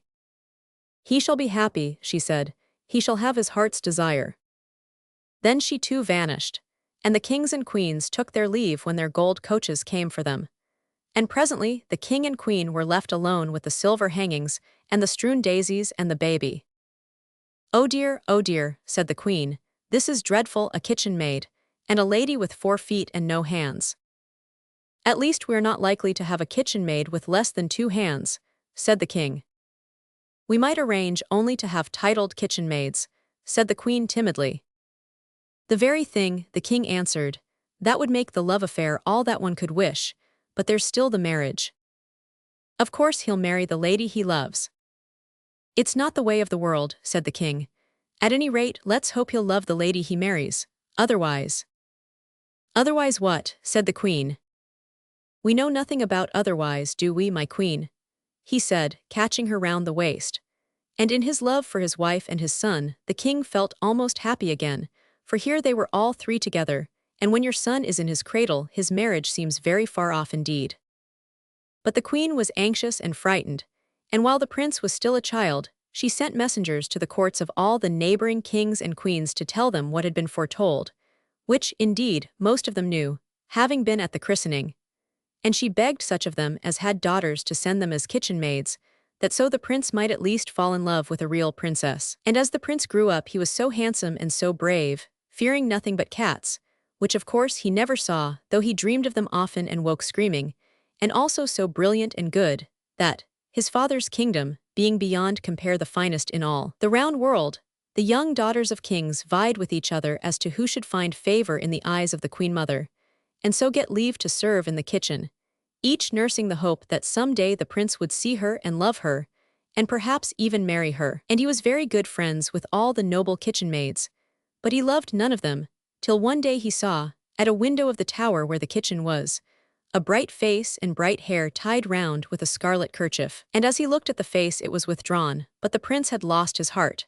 He kept his secret safe in the place where his heart had been, and schemed and plotted to see this fair lady again, for when he went among the royal kitchen maids she was not there with them. And he looked morning, noon, and evening, but he never could see her. So then he said, "I must watch o' nights. Perhaps she is kept in prison in the tower above the kitchen, and at night those who watch her may sleep, and so I shall be able to talk to her." So he dressed in dark clothes and hid in the shadow of the palace courtyard and watched all one night. And he saw nothing.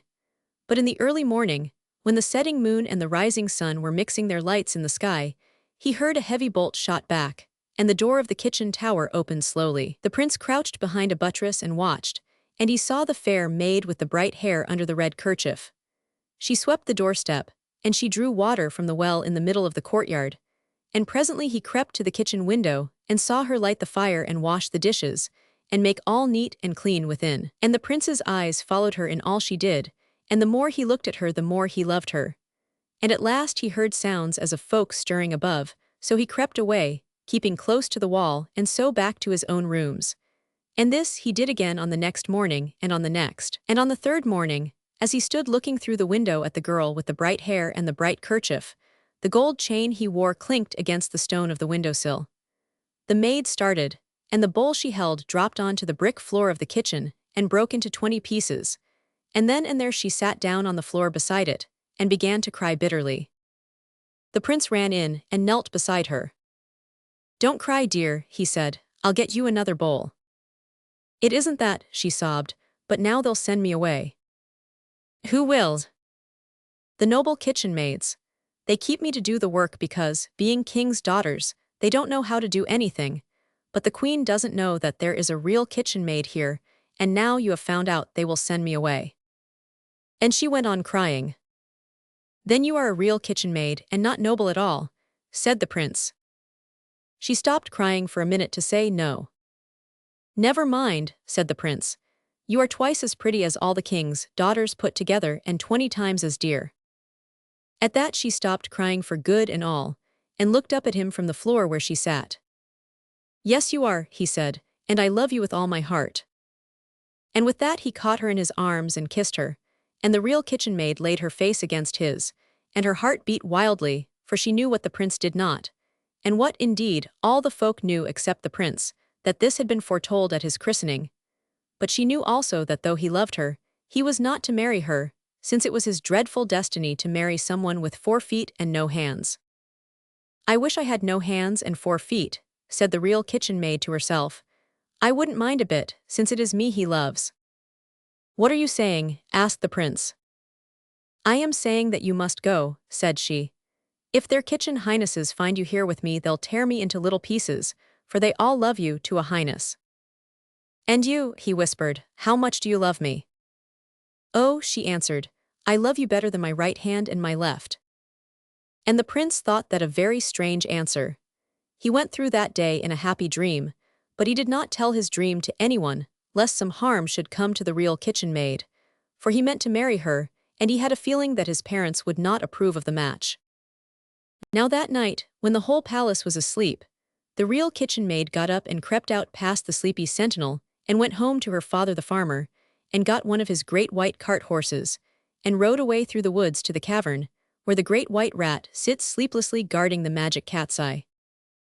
And everyone wondered why he guarded it so carefully, for it seemed to have no great value. But the great white rat watched it constantly, without ever closing one of those round, bright rat eyes of his, and when folk sought to lay hands on it he said, "Be careful, it has the power to change you into a mouse." On which folk dropped it hastily and went their ways, leaving him still on guard. To him now went the little kitchen maid, and asked for help, for he was thousands of years old, and had more wisdom between his nose and ears than all the books in all the world. She told him all that had happened. "Now what shall I do?" she said, and the great white rat, never shifting his eyes from the magic cat's eye, answered, "Keep your own counsel and be contented, the prince loves you." "But," said the real kitchen maid, "he is not to marry me, but a horrible creature with 4 feet and no hands." "Keep your secret and be content," the great white rat repeated, "and if ever you see him in danger from a lady with 4 feet and no hands, come straight to me." So the real kitchen maid went back to the palace, and set to work to clean pots and pans, for now it was bright dewy daylight, and the night had gone. And before the rest were awake again her prince came to her, and vowed he loved her more than life, so she kept her secret and was content. At the time of the prince's christening the king had banished all cats from the kingdom, because he could not bear to see his son show fear of anything. But now and then strangers, not knowing of the edict, brought cats to that country, and if the prince saw one of these cats he was taken with a trembling and a paleness, standing like stone a while, and presently, with shrieks of terror, fleeing the spot. And it was now a long time since he had seen a cat. Now, soon after the prince had found out how he loved the real kitchen maid, his father and mother died suddenly as they were sitting hand in hand, for they loved each other so much that it was not possible for either to stay here without the other. So then the prince wept bitterly and would not be comforted, And the court stood about him with a long face, wearing its new mourning. And as he sat there with his face hidden, something came through the palace gate, and up the marble stairs, and into the great hall where the prince sat on the steps of his father's throne weeping. And before the courtiers could draw breath or decide whether it was court etiquette for them to do anything while the prince was crying except to stand still and look sad, the creature came up to the prince and began to rub itself against his arm. And he, still hiding his face, reached out his hand and stroked it. Then all the court drew a deep breath, for they saw that the thing that had come in was a great black cat. And the prince raised his eyes, and they looked to see him shrink and shriek, but instead he passed his hand over the black fur and said, "Poor pussy then." And at these words the whole court fled by window and door. The courtiers took horse, those who had carriages went away in them, those who had none went on foot, and in less than a minute the prince and the cat were left alone together.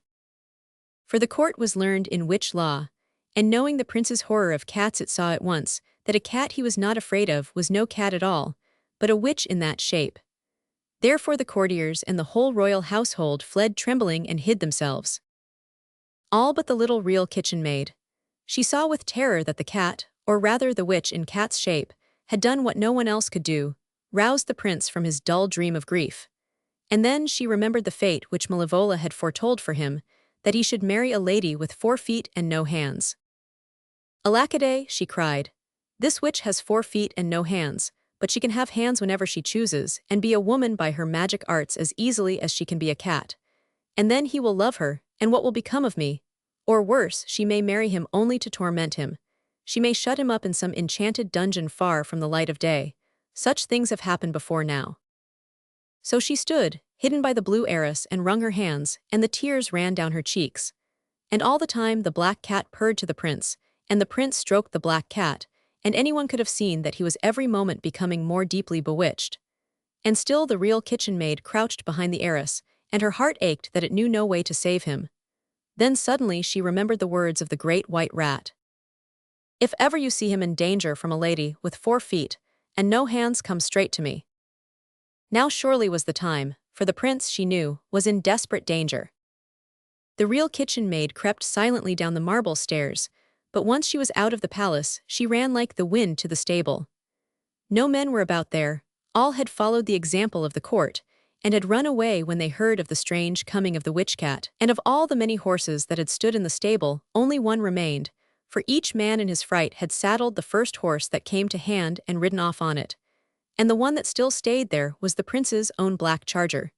He had had no mind to be saddled in haste by a stranger, and had turned and bitten the stranger who had attempted it. So he was there alone. Now the little kitchen maid lifted the prince's gold-broidered saddle from its perch, and the weight of it was such that she could not have carried it, but for the heavy heart she bore because of her love to the prince and his danger, and that made all else seem light. She put the saddle on the charger, and the jeweled bridle, and he neighed with pleasure, for he understood, being a horse who could see as far into a stone wall as most people. And when he was saddled he knelt for her to mount, and then up and away like the wind, and she had no need to guide him with the reins, for he found the way and kept it. He galloped steadily on, and the sun went down and the night grew dark, and he went on, and on, and on without stumble or pause, till at moonrise he halted before the house of the great white rat. Then, as the real kitchen maid sprang down, the great white rat came out from his house and spoke. "You've come for it then." "For what?" "The magic cat's eye. I've guarded it some thousands of years. I knew there would be a use for it at last. He may be saved yet, if someone should love him well enough to die for him." "I do that," said the little kitchen maid, and took the cat's eye in her hands. "Swallow it," said the white rat, "and you'll turn into a mouse." The little maid swallowed it at once, and behold, she was a little mouse. "What am I to do?" she asked. "I can't tell you," said the great white rat, "but love will tell you." So the little kitchen maid, in the form of the mouse, ran up one of the horse's legs, and held tight onto the saddle with all her little claws. And as the great horse galloped back towards the palace in the moonlight, she thought and thought, and at last she said to herself, "The witch is in cat's shape, and she must have cat nature, so she will run after a mouse.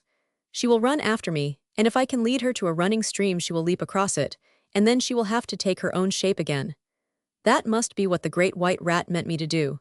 And if the cat catches me, Well, at least if I can't save my prince, I can die for him. And the thought warmed her heart, as the great horse thundered on through the dawn light. When at last, creeping softly on little noiseless feet, the mouse kitchen maid re-entered the great hall, she saw that she was only just in time, for the black cat was purring and looking back at the prince as she walked, waving her black tail towards the further door of the hall, and the prince, more bewitched than ever, was slowly following her. Then the real kitchen maid mouse uttered a squeak, and rushed across the porphyry floor, and the black cat, true to its cat nature, left purring at the prince and sprang after the mouse. And the mouse at its best speed, made for the garden where ran the stream that fed the marble basins where the royal goldfish lived. The prince understood nothing save that the enchanting black furry creature was leaving him, and in an instant he was alone. He followed to the door and saw the cat springing along the passage down the stairs. He followed fast, then along another passage that passed the foot of the back stairs, and he saw that the back stairs were like a waterfall. Water was running down in a torrent, and meandering away down the brick passage, and out into the faint new sunshine. When the mouse saw this stream, she thought, I'm saved. She never thought of wondering how a stream came to be running down the back stairs of the palace.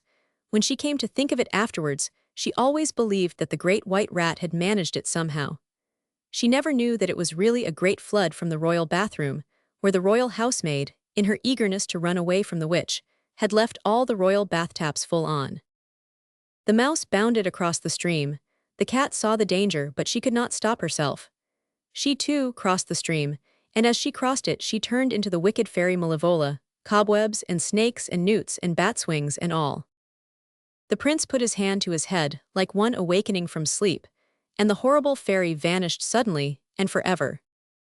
Then the mouse ran trembling to the prince, and in its thin little mouse's voice told him all. My love and my lady, he said, holding the mouse against his cheek. I will marry you now. That will carry out the wicked fairy's prophecy. Then we will go back to the great white rat, and you shall be changed into a princess. So the prince rang the church bells, till all the people came out of their holes where they had been hiding, to see the strange spectacle of a prince, married to a mouse. And directly they were married they set off on the black charger, and when they reached the great white rat they told their tale. And now, said the prince joyously, if you will change her into a lady again, we will go home at once and begin living happily ever after. The great white rat looked at them gravely. It's impossible, he said. I am sorry, but the effects of the magic cat's eye are permanent. Once a mouse, always a mouse, if you get moused by the magic cat's eye. The prince and the mouse looked sadly at each other. This was the last thing they had expected. The great white rat looked at them earnestly. Then he said, if it would be of any use to you, I've got another magic cat's eye. He held it out. The prince took it gladly. Kingdom and the life of a king were nothing to him compared with the love and happiness of a real kitchen maid disguised as a mouse. He put the stone to his lips. You know what'll happen if you do, said the great white rat. I shall change into a mouse and live happy ever after, said the prince gaily. Perhaps, said the great white rat, nothing is impossible if people love each other enough. You mustn't, cried the mouse, trying to get between his lips and the cat's eye. The prince and princess, gazing into each other's eyes. There stood up a prince and a princess. My dear little real kitchen maid, said the prince tenderly, you have saved my life and you are my life. I would rather be a mouse with you than a king without you. And with that he swallowed the cat's eye, and two small mice stood side by side before the great white rat. Very kindly he looked at them. Then he pulled a hair from his left whisker and laid it across their little brown backs. And on the instant there stood up a. It's lucky for you, said the great white rat, that you chose to swallow the cat's eye, because people who have been moused by that means can never be unmoused except in pairs. Nothing is impossible if people only love each other enough. So the prince and his bride returned to the palace and lived happy ever after. They were as happy as if they had been mice, which, in a country where there are no cats, is saying a good deal. Of course the prince is still afraid of cats, but the curious thing is that now his wife is afraid of them too. Perhaps she learnt that lesson when she was a mouse for his sake. He, when he was a mouse for hers, learned this lesson, which is also the moral of this story. Nothing is impossible if people only love each other enough. Melisande. Or long and short division. When the Princess Melisande was born, Her mother, the queen, wished to have a christening party, but the king put his foot down and said he would not have it. "I've seen too much trouble come of christening parties," said he. "However carefully you keep your visiting book, some fairy or other is sure to get left out, and you know what that leads to. Why, even in my own family, the most shocking things have occurred. The fairy Malevola was not asked to my great-grandmother's christening, and you know all about the spindle and the 100 years' sleep." "Perhaps you're right," said the queen. "My own cousin by marriage forgot some stuffy old fairy or other when she was sending out the cards for her daughter's christening, and the old wretch turned up at the last moment, and the girl drops toads out of her mouth to this day." "Just so, and then there was that business of the mouse and the kitchen maids," said the king. "We'll have no nonsense about it. I'll be her godfather, and you shall be her godmother, and we won't ask a single fairy, then none of them can be offended." "Unless they all are," said the queen. And that was exactly what happened. When the king and the queen and the baby got back from the christening, the parlour-maid met them at the door and said, "Please, your majesty, several ladies have called. I told them you were not at home, but they all said they'd wait." "Are they in the parlour?" asked the queen. "I've shown them into the throne room, your majesty," said the parlour-maid. "You see, there are several of them." There were about 700. The great throne room was crammed with fairies, of all ages and of all degrees of beauty and ugliness. Good fairies and bad fairies, flower fairies and moon fairies, fairies like spiders and fairies like butterflies.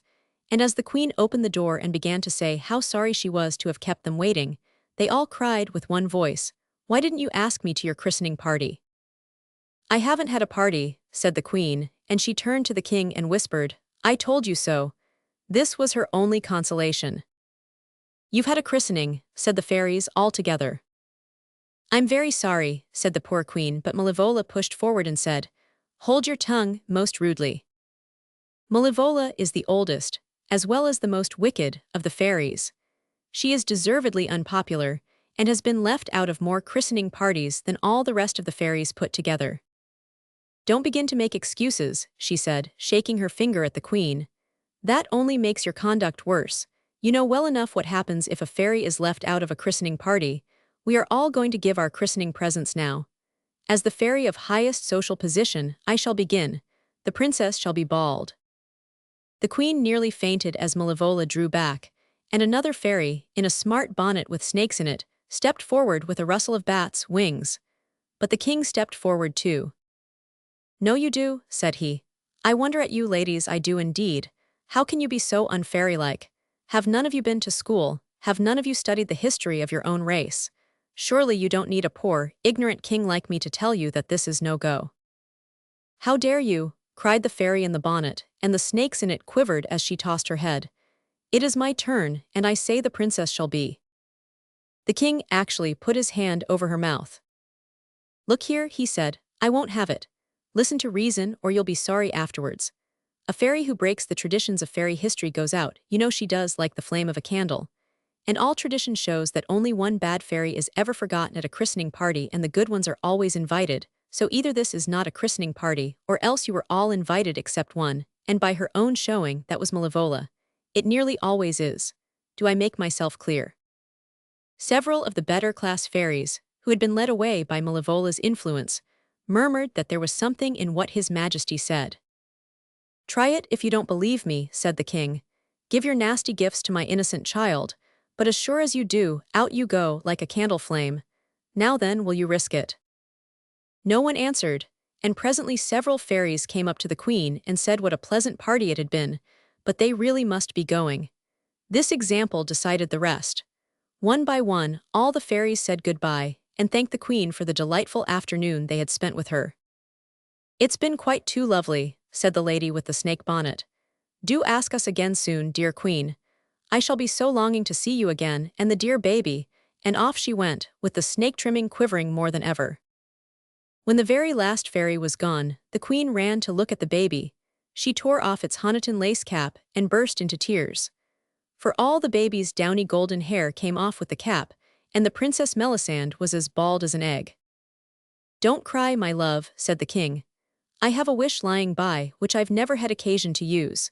My fairy godmother gave it me for a wedding present, but since then I've had nothing to wish for." Thank you, dear, said the queen, smiling through her tears. I'll keep the wish till baby grows up, the king went on, and then I'll give it to her, and if she likes to wish for hair she can. Oh, won't you wish for it now?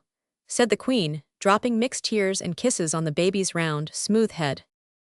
No, dearest, she may want something else more when she grows up, and besides her hair may grow by itself. But it never did. Princess Melisande grew up as beautiful as the sun and as good as gold, but never a hair grew on that little head of hers. The queen sewed her little caps of green silk, and the princess's pink and white face looked out of these like a flower peeping out of its bud. And every day as she grew older she grew dearer, and as she grew dearer she grew better, and as she grew more good she grew more beautiful. Now, when she was grown up, the queen said to the king, "My love, our dear daughter is old enough to know what she wants. Let her have the wish." So the king wrote to his fairy godmother, and sent the letter by a butterfly. He asked if he might hand on to his daughter the wish the fairy had given him for a wedding present. "I have never had occasion to use it," said he, "though it has always made me happy to remember that I had such a thing in the house. The wish is as good as new, and my daughter is now of an age to appreciate so valuable a present." To which the fairy replied by return of butterfly, "Dear king, pray do whatever you like with my poor little present. I had quite forgotten it, but I am pleased to think that you have treasured my humble keepsake all these years. Your affectionate godmother, Fortuna F."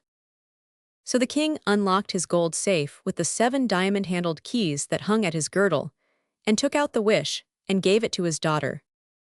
And Melisande said, "Father, I will wish that all your subjects should be quite happy." But they were that already, because the king and queen were so good, so the wish did not go off. So then she said, "Then I wish them all to be good."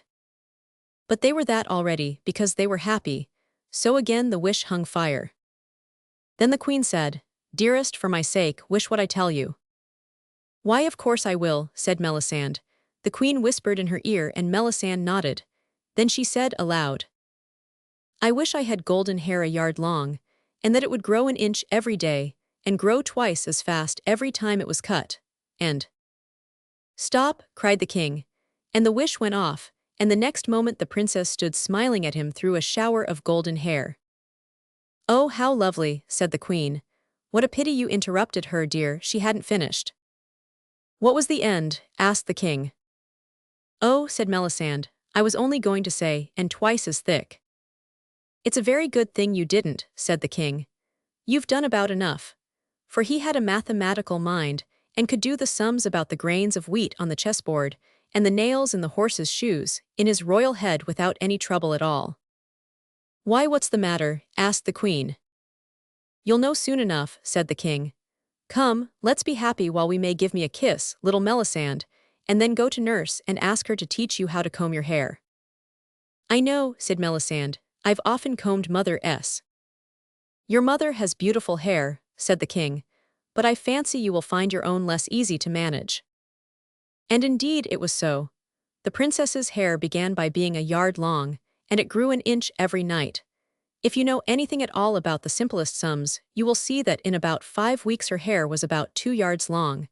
This is a very inconvenient length. It trails on the floor and sweeps up all the dust, and though in palaces, of course, it is all gold dust, still it is not nice to have it in your hair. And the princess's hair was growing an inch every night. When it was 3 yards long, the princess could not bear it any longer. It was so heavy and so hot. So she borrowed nurse's cutting out scissors and cut it all off, and then for a few hours she was comfortable. But the hair went on growing, and now it grew twice as fast as before, so that in 36 days it was as long as ever. The poor princess cried with tiredness. When she couldn't bear it any more, she cut her hair and was comfortable for a very little time. For the hair now grew 4 times as fast as at first, and in 18 days it was as long as before, and she had to have it cut. Then it grew 8 inches a day, and the next time it was cut it grew 16 inches a day, and then 32 inches and 64 inches and 128 inches a day, and so on, growing twice as fast after each cutting, till the princess would go to bed at night with her hair clipped short, and wake up in the morning with yards and yards and yards of golden hair flowing all about the room, so that she could not move without pulling her own hair, and nurse had to come and cut the hair off before she could get out of bed. I wish I was bald again, sighed poor Melisande, looking at the little green caps she used to wear, and she cried herself to sleep o' nights between the golden billows of the golden hair. But she never let her mother see her cry, because it was the queen's fault, and Melisande did not want to seem to reproach her. When first the princess's hair grew, her mother sent locks of it to all her royal relations, who had them set in rings and brooches. Later, the queen was able to send enough for bracelets and girdles, but presently so much hair was cut off that they had to burn it. Then, when autumn came, all the crops failed. It seemed as though all the gold of harvest had gone into the princess's hair, and there was a famine. Then Melisande said, "It seems a pity to waste all my hair, it does grow so very fast. Couldn't we stuff things with it, or something, and sell them to feed the people?" So the king called a council of merchants, and they sent out samples of the princess's hair, and soon orders came pouring in, and the princess's hair became the staple export of that country. They stuffed pillows with it, and they stuffed beds with it. They made ropes of it for sailors to use, and curtains for hanging in kings' palaces. They made haircloth of it for hermits and other people who wished to be uncomfy. But it was so soft and silky that it only made them happy and warm, which they did not wish to be. So the hermits gave up wearing it, and instead, mothers bought it for their little babies, and all well-born infants wore little shirts of princess haircloth. And still the hair grew and grew, and the people were fed, and the famine came to an end. Then the king said, "It was all very well while the famine lasted, but now I shall write to my fairy godmother and see if something cannot be done." So he wrote and sent the letter by a skylark, and by return of bird came this answer: "Why not advertise for a competent prince, offer the usual reward?" So the king sent out his heralds all over the world to proclaim that any respectable prince with proper references should marry the Princess Melisande if he could stop her hair growing. Then from far and near came trains of princes anxious to try their luck, and they brought all sorts of nasty things with them. Long lines of princes. Trains of princes bringing nasty things in bottles and round wooden boxes. The princess had to sleep in the great throne room now, because no other room was big enough to hold her and her hair. When she woke in the morning, the long high room would be quite full of her golden hair, packed tight and thick like wool in a barn. And every night when she had had the hair cut close to her head, she would sit in her green silk gown by the window and cry, and kiss the little green caps she used to wear, and wish herself bald again. It was as she sat crying there on Midsummer Eve that she first saw Prince Florizel. He had come to the palace that evening, but he would not appear in her presence with the dust of travel on him, and she had retired with her hair borne by 20 pages before he had bathed and changed his garments and entered the reception room. Now he was walking in the garden in the moonlight, and he looked up and she looked down, and for the first time Melisande, looking on a prince, wished that he might have the power to stop her hair from growing. As for the prince, he wished many things, and the first was granted him. For he said, "You are Melisande. And you are Florizel. There are many roses round your window," said he to her, "and none down here." She threw him one of 3 white roses she held in her hand. Then he said, "White rose trees are strong, may I climb up to you?" "Surely," said the princess. So he climbed up to the window. "Now," said he, "if I can do what your father asks, will you marry me?" "My father has promised that I shall," said Melisande, playing with the white roses in her hand. "Dear princess," said he, "your father's promise is nothing to me, I want yours, will you give it to me?" "Yes," said she, and gave him the second rose. "I want your hand." "Yes," she said. "And your heart with it." "Yes," said the princess, and she gave him the third rose. "And a kiss to seal the promise." "Yes," said she. "And a kiss to go with the hand." "Yes," she said. "And a kiss to bring the heart." "Yes," said the princess, and she gave him the 3 kisses. "Now," said he, when he had given them back to her, "tonight do not go to bed. Stay by your window, and I will stay down here in the garden and watch. And when your hair has grown to the filling of your room, call to me, and then do as I tell you." "I will," said the princess. So at dewy sunrise the prince, lying on the turf beside the sundial, heard her voice. "Florizel, Florizel, my hair has grown so long that it is pushing me out of the window." "Get out onto the windowsill," said he, "and twist your hair 3 times round the great iron hook that is there." And she did. Then the prince climbed up the rose bush with his naked sword in his teeth, and he took the princess's hair in his hand, about a yard from her head, and said, "A jump." The princess jumped and screamed, for there she was hanging from the hook by a yard and a half of her bright hair. The prince tightened his grasp of the hair and drew his sword across it. Then he let her down gently by her hair till her feet were on the grass, and jumped down after her. They stayed talking in the garden, till all the shadows had crept under their proper trees, and the sundial said it was breakfast time. Then they went in to breakfast, and all the court crowded round to wonder and admire, for the princess's hair had not grown. "How did you do it?" asked the king, shaking Florizel warmly by the hand. "The simplest thing in the world," said Florizel modestly. "You have always cut the hair off the princess. I just cut the princess off the hair." "Humph," said the king, who had a logical mind, and during breakfast he more than once looked anxiously at his daughter. When they got up from breakfast, the princess rose with the rest, but she rose and rose and rose, till it seemed as though there would never be an end of it. The princess was 9 feet high. "I feared as much," said the king sadly. "I wonder what will be the rate of progression. You see," he said to poor Florizel, "when we cut the hair off it grows, when we cut the princess off she grows. I wish you had happened to think of that." The princess went on growing. By dinner time she was so large that she had to have her dinner brought out into the garden because she was too large to get indoors. But she was too unhappy to be able to eat anything. And she cried so much that there was quite a pool in the garden, and several pages were nearly drowned. So she remembered her Alice in Wonderland, and stopped crying at once. But she did not stop growing. She grew bigger and bigger and bigger, till she had to go outside the palace gardens and sit on the common, and even that was too small to hold her comfortably, for every hour she grew twice as much as she had done the hour before. And nobody knew what to do, nor where the princess was to sleep. Fortunately, her clothes had grown with her, or she would have been very cold indeed, and now she sat on the common in her green gown, embroidered with gold, looking like a great hill covered with gorse in flower.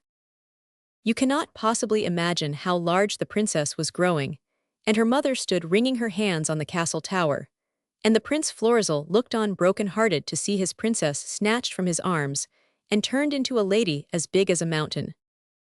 The king did not weep or look on. He sat down at once and wrote to his fairy godmother, asking her advice. He sent a weasel with the letter, and by return of weasel he got his own letter back again, marked "Gone away," left no address. It was now, when the kingdom was plunged into gloom, that a neighboring king took it into his head to send an invading army against the island where Melisande lived. They came in ships, and they landed in great numbers, and Melisande, looking down from her height, saw alien soldiers marching on the sacred soil of her country. "I don't mind so much now," said she, "if I can really be of some use this size." And she picked up the army of the enemy in handfuls and double handfuls, and put them. Princess sitting outside the castle walls. The princess grew so big that she had to go and sit on the common. Meantime Melisande, sitting on the highest hill on the island, felt the land trembling and shivering under her giant feet. "I do believe I'm getting too heavy," she said, and jumped off the island into the sea, which was just up to her ankles. Just then a great fleet of warships and gunboats and torpedo boats came in sight, on their way to attack the island. Melisande could easily have sunk them all with one kick, but she did not like to do this because it might have drowned the sailors, and besides, it might have swamped the island. So she simply stooped and picked the island as you would pick a mushroom, for of course, all islands are supported by a stalk underneath, and carried it away to another part of the world. So that when the warships got to where the island was marked on the map they found nothing but sea, and a very rough sea it was, because the princess had churned it all up with her ankles as she walked away through it with the island. When Melisande reached a suitable place, very sunny and warm, and with no sharks in the water, she set down the island, and the people made it fast with anchors, and then everyone went to bed, thanking the kind fate which had sent them so great a princess to help them in their need, and calling her the savior of her country and the bulwark of the nation. But it is poor work being the nation's bulwark and your country's savior when you are miles high, and have no one to talk to, and when all you want is to be your humble right size again, and to marry your sweetheart. And when it was dark, the princess came close to the island and looked down from far up at her palace and her tower and cried and cried and cried. It does not matter how much you cry into the sea, it hardly makes any difference, however large you may be. Then when everything was quite dark, the princess looked up at the stars. I wonder how soon I shall be big enough to knock my head against them, said she. And as she stood stargazing, she heard a whisper right in her ear. A very little whisper, but quite plain. Cut off your hair, it said. Now, everything the princess was wearing had grown big along with her, so that now there dangled from her golden girdle a pair of scissors as big as the Malay Peninsula, together with a pincushion the size of the Isle of Wight, and a yard measure that would have gone round Australia. And when she heard the little voice, she knew it, small as it was, for the dear voice of Prince Florizel, and she whipped out the scissors from her gold case and snip, snip, snipped all her hair off, and it fell into the sea. The coral insects got hold of it at once and set to work on it, and now they have made it into the biggest coral reef in the world. But that has nothing to do with the story. Then the voice said, "Get close to the island," and the princess did, but she could not get very close because she was so large, and she looked up again at the stars, and they seemed to be much farther off. Then the voice said, "Be ready to swim," and she felt something climb out of her ear and clamber down her arm. The stars got farther and farther away, and next moment the princess found herself swimming in the sea, and Prince Florizel swimming beside her. "I crept onto your hand when you were carrying the island," he explained, when their feet touched the sand and they walked in through the shallow water, "and I got into your ear with an ear trumpet. You never noticed me because you were so great then." "Oh, my dear prince," cried Melisande, falling into his arms, "you have saved me, I am my proper size again." So they went home and told the king and queen. Both were very, very happy, but the king rubbed his chin with his hand and said, "You've certainly had some fun for your money, young man, but don't you see that we're just where we were before? Why, the child's hair is growing already." And indeed it was. Then once more the king sent a letter to his godmother. He sent it by a flying fish, and by return of fish come the answer. "Just back from my holidays, sorry for your troubles, why not try scales?" And on this message, the whole court pondered for weeks. But the prince caused a pair of gold scales to be made, and hung them up in the palace gardens under a big oak tree. And one morning he said to the princess, "My darling Melisande, I must really speak seriously to you, we are getting on in life. I am nearly 20, it is time that we thought of being settled. Will you trust me entirely and get into one of those gold scales?" So he took her down into the garden, and helped her into the scale, and she curled up in it in her green and gold gown, like a little grass mound with buttercups on it. "And what is going into the other scale?" asked Melisande. "Your hair," said Florizel. "You see, when your hair is cut off it grows, and when you are cut off your hair you grow. Oh, my heart's delight, I can never forget how you grew, never. But if, when your hair is no more than you, and you are no more than your hair, I snip the scissors between you and it, then neither you nor your hair can possibly decide which ought to go on growing." "Suppose both did," said the poor princess humbly. "Impossible," said the prince with a shudder, "there are limits even to Malevola's malevolence, and besides Fortuna said scales. Will you try it?" "I will do whatever you wish," said the poor princess, "but let me kiss my father and mother once, and nurse, and you too, my dear, in case I grow large again and can kiss nobody any more." So they came one by one and kissed the princess. Then the nurse cut off the princess's hair, and at once it began to grow at a frightful rate. The king and queen and nurse busily packed it, as it grew, into the other scale, and gradually the scale went down a little. The prince stood waiting between the scales with his drawn sword, and just before the two were equal he struck. But during the time his sword took to flash through the air the princess's hair grew a yard or two, so that at the instant when he struck the balance was true. "You are a young man of sound judgment," said the king, embracing him, while the queen and the nurse ran to help the princess out of the gold scale. The scale full of golden hair bumped down onto the ground as the princess stepped out. Princess being weighed, prince standing by with sword drawn. The princess in one scale and her hair in the other. She kissed her prince 100 times, and the very next day they were married. Everyone remarked on the beauty of the bride, and it was noticed that her hair was quite short, only 5 feet 5¼ long, just down to her pretty ankles. Because the scales had been 10 feet 10½ apart, and the prince, having a straight eye, had cut the golden hair exactly in the middle. Fortunatus Rex & Co. There was once a lady who found herself in middle life with but a slight income.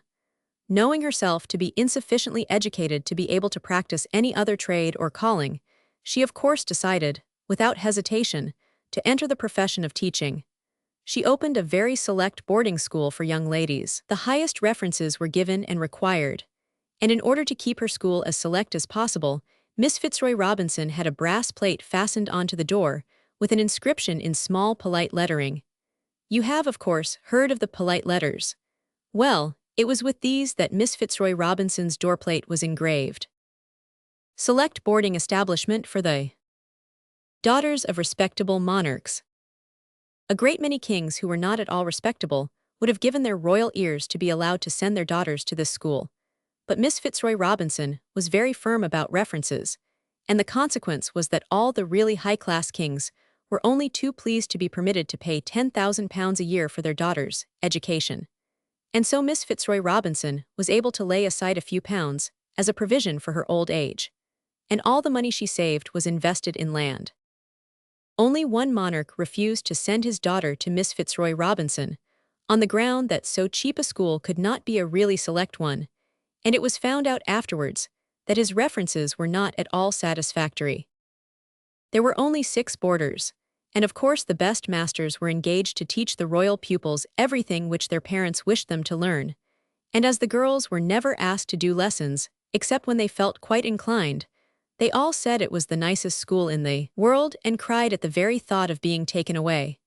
Thus it happened that the 6 pupils were quite grown up and were just becoming parlor boarders when events began to occur.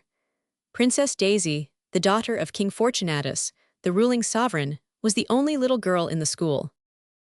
Now it was when she had been at school about a year that a ring came at the front door bell, and the maidservant came to the schoolroom with a visiting card held in the corner of her apron, for her hands were wet because it was washing day. "A gentleman to see you, miss," she said, and Miss Fitzroy Robinson was quite fluttered because she thought it might be a respectable monarch with a daughter who wanted teaching. But when she looked at the card she left off fluttering and said, "Dear me," under her breath because she was very genteel. If she had been vulgar like some of us she would have said bother, and if she had been more vulgar than I hope any of us are she might have said drat the man. The card was large and shiny and had gold letters on it. Miss Fitzroy Robinson read, Chevalier de Lara, Professor of Magic, White, and the Black Art. Pupils instructed at their own residences. No extras. Special terms for schools, evening parties. Attended. Miss Fitzroy Robinson laid down her book. She never taught without a book, smoothed her yellow cap and her gray curls and went into the front parlor to see her visitor. He bowed low at sight of her. He was very tall and hungry-looking, with black eyes and an indescribable mouth. "It is indeed a pleasure," said he, smiling so as to show every one of his 32 teeth, "a very polite, but very difficult thing to do. It is indeed a pleasure to meet once more my old pupil." "The pleasure is mutual, I am sure," said Miss Fitzroy Robinson. "If it is sometimes impossible to be polite and truthful at the same moment, that is not my fault, nor Miss Fitzroy Robinson's." "I have been traveling about," said the professor, still smiling immeasurably, "increasing my stock of wisdom. Ah, dear lady, we live and learn, do we not? And now I am really a far more competent teacher than when I had the honor of instructing you. May I hope for an engagement as professor in your academy?" "I have not yet been able to arrange for a regular course of magic," said the schoolmistress. "It is a subject in which parents, especially royal ones, take but too little interest." "It was your favorite study," said the professor. "Yes, but well, no doubt some day." "But I want an engagement now," said he, looking hungrier than ever. £1,000 for 13 lessons to you, dear lady." "It's quite impossible," said she, and she spoke firmly, for she knew from history how dangerous it is for a magician to be allowed anywhere near a princess. Some harm almost always comes of it. "Oh, very well," said the professor. "You see my pupils are all princesses," she went on. They don't require the use of magic, they can get all they want without it. Then it's no, said he. It's no thank you kindly, said she. Then, before she could stop him, he sprang past her out at the door, and she heard his boots on the oilcloth of the passage. She flew after him just in time to have the schoolroom door slammed and locked in her face. Well, I never, said Miss Fitzroy Robinson. She hastened to the top of the house and hurried down the schoolroom chimney, which had been made with steps, in case of fire or other emergency. She stepped out of the grate onto the schoolroom hearthrug just 1 second too late. The 7 princesses were all gone, and the professor of magic stood alone among the ink-stained desks, smiling the largest smile Miss Fitzroy Robinson had seen yet. "Oh, you naughty, bad, wicked man, you," said she, shaking the school ruler at him. The next day was Saturday, and the king of the country called as usual to take his daughter Daisy out to spend her half-holiday. The servant who opened the door had a coarse apron on and cinders in her hair, and the king thought it was sackcloth and ashes, and said so a little anxiously, but the girl said, "No, I've only been a-doing of the kitchen range, though, for the matter of that, but you'd best see Mrs. herself." So the king was shown into the best parlor where the tasteful wax flowers were, and the antimacassars and watercolor drawings executed by the pupils, and the wool mats, which Miss Fitzroy Robinson's bedridden aunt made so beautifully. A delightful parlor full of the traces of the refining touch of a woman's hand. Miss Fitzroy Robinson came in slowly and sadly. Her gown was neatly made of sackcloth, with an ingenious trimming of small cinders sewn on gold braid, and some larger-sized cinders dangled by silken threads from the edge of her lace cap. The king saw at once that she was annoyed about something. "I hope I'm not too early," said he. "Your Majesty," she answered, "not at all. You are always punctual as stated in your references. Something has happened. I will not aggravate your misfortunes by breaking them to you. Your daughter Daisy, the pride and treasure of our little circle, has disappeared. Her 6 royal companions are with her. For the present all are safe, but at the moment I am unable to lay my hand on any one of the 7. The king sat down heavily on part of the handsome walnut, and suite, ladies' and gentlemen's easy chairs, couch and 6 occasional chairs, and gasped miserably. He could not find words. But the schoolmistress had written down what she was going to say on a slate and learned it off by heart, so she was able to go on fluently. "Your Majesty, I am not wholly to blame. Hang me if I am, I mean hang me if you must. But first allow me to have the honor of offering to you 1 or 2 explanatory remarks." With this she sat down and told him the whole story of the professor's visit, only stopping exactly where I stopped when I was telling it to you just now. The king listened, plucking nervously at the fringe of a purple and crimson antimacassar. "I never was satisfied with the professor's methods," said Miss Fitzroy Robinson sadly, "and I always had my doubts as to his moral character, doubts now set at rest forever. After concluding my course of instruction with him some years ago, I took a series of lessons from a far more efficient master, and thanks to those lessons, which were, I may mention, extremely costly, I was mercifully enabled to put a spoke in the wheel of the unprincipled ruffian." "Did you save the princesses?" cried the king. "No, but I can if your Majesty, and the other parents, will leave the matter entirely in my hands." "It's rather a serious matter," said the king. "My poor little Daisy." "I would ask you," said the schoolmistress with dignity, "not to attach too much importance to this event. Of course it is regrettable, but unpleasant accidents occur in all schools, and the consequences of them can usually be averted by the exercise of tact and judgment." "I ought to hang you, you know," said the king doubtfully. "No doubt," said Miss Fitzroy Robinson, "and if you do you'll never see your Daisy again. Your duty as a parent, yes, and your duty to me, conflicting duties are very painful things. But can I trust you?" "I may remind you," said she, drawing herself up so that the cinders rattled again, "that we exchanged satisfactory references at the commencement of our business relations." The king rose. "Well, Miss Fitzroy Robinson," he said, "I have been entirely satisfied with Daisy's progress since she has been in your charge, and I feel I cannot do better than leave this matter entirely in your able hands."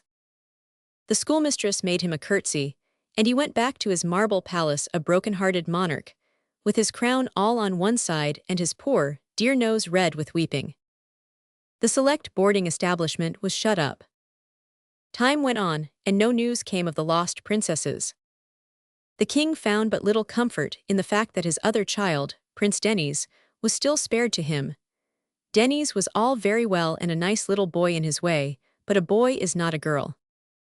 The queen was much more broken-hearted than the king, but of course she had the housekeeping to see to, and the making of the pickles and preserves and the young prince's stockings to knit, so she had not much time for weeping, and after a year she said to the king, "My dear, you ought to do something to distract your mind. It's unkinglike to sit and cry all day. Now do make an effort, do something useful if it's only opening a bazaar or laying a foundation stone." "I am frightened of bazaars," said the king. "They are like bees, they buzz and worry, but foundation stones." And after that he began to sit and think sometimes, without crying, and to make notes on the backs of old envelopes. So the queen felt that she had not spoken quite in vain. A month later the suggestion of foundation stones bore fruit. The king floated a company, and Fortunatus Rex & Co. became almost at once the largest speculative builders in the world. Perhaps you do not know what a speculative builder is. I'll tell you what the king and his co did, and then you will know. They bought all the pretty woods and fields they could get and cut them up into squares, and grubbed up the trees and the grass and put streets there, and lamp posts, and ugly little yellow brick houses, in the hopes that people would want to live in them. And curiously enough people did. So the king and his co made quite a lot of money.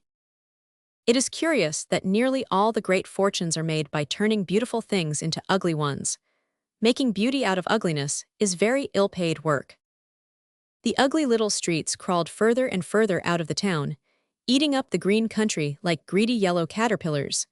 But at the foot of the Clover Hill they had to stop, for the owner of Clover Hill would not sell any land at all, for any price that Fortunatus Rex & Co. could offer. In vain, the solicitors of the company called on the solicitors of the owner, wearing their best cloaks and swords and shields, and took them out to lunch, and gave them nice things to eat and drink. Clover Hill was not for sale. At last, however, a little old woman all in gray called at the company's shining brass and mahogany offices, and had a private interview with the king himself. "I am the owner of Clover Hill," said she, "and you may build on all its acres except the 7 at the top and the 15 acres that go round that 7, and you must build me a high wall round the 7 acres and another round the 15, of red brick, mind, none of your cheap yellow stuff, and you must make a brand new law that anyone who steals my fruit is to be hanged from the tree he stole it from. That's all. What do you say?" The king said yes, because since his trouble he cared for nothing but building, and his royal soul longed to see the green Clover Hill eaten up by yellow brick caterpillars with slate tops. He did not at all like building the 2 red brick walls, but he did it. Now, the old woman wanted the walls, and the acres to be this sort of shape. Circle within a circle, inner circle, 7 acres, outer circle 15 acres.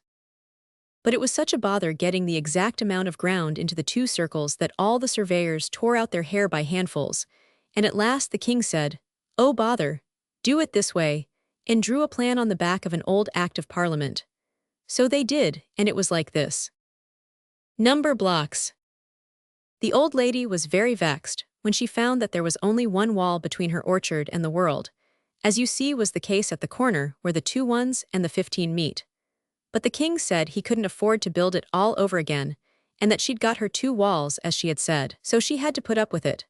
Only she insisted on the king's getting her a fierce bulldog to fly at the throat of anyone who should come over the wall at that weak point, where the 2 ones join on to the 15.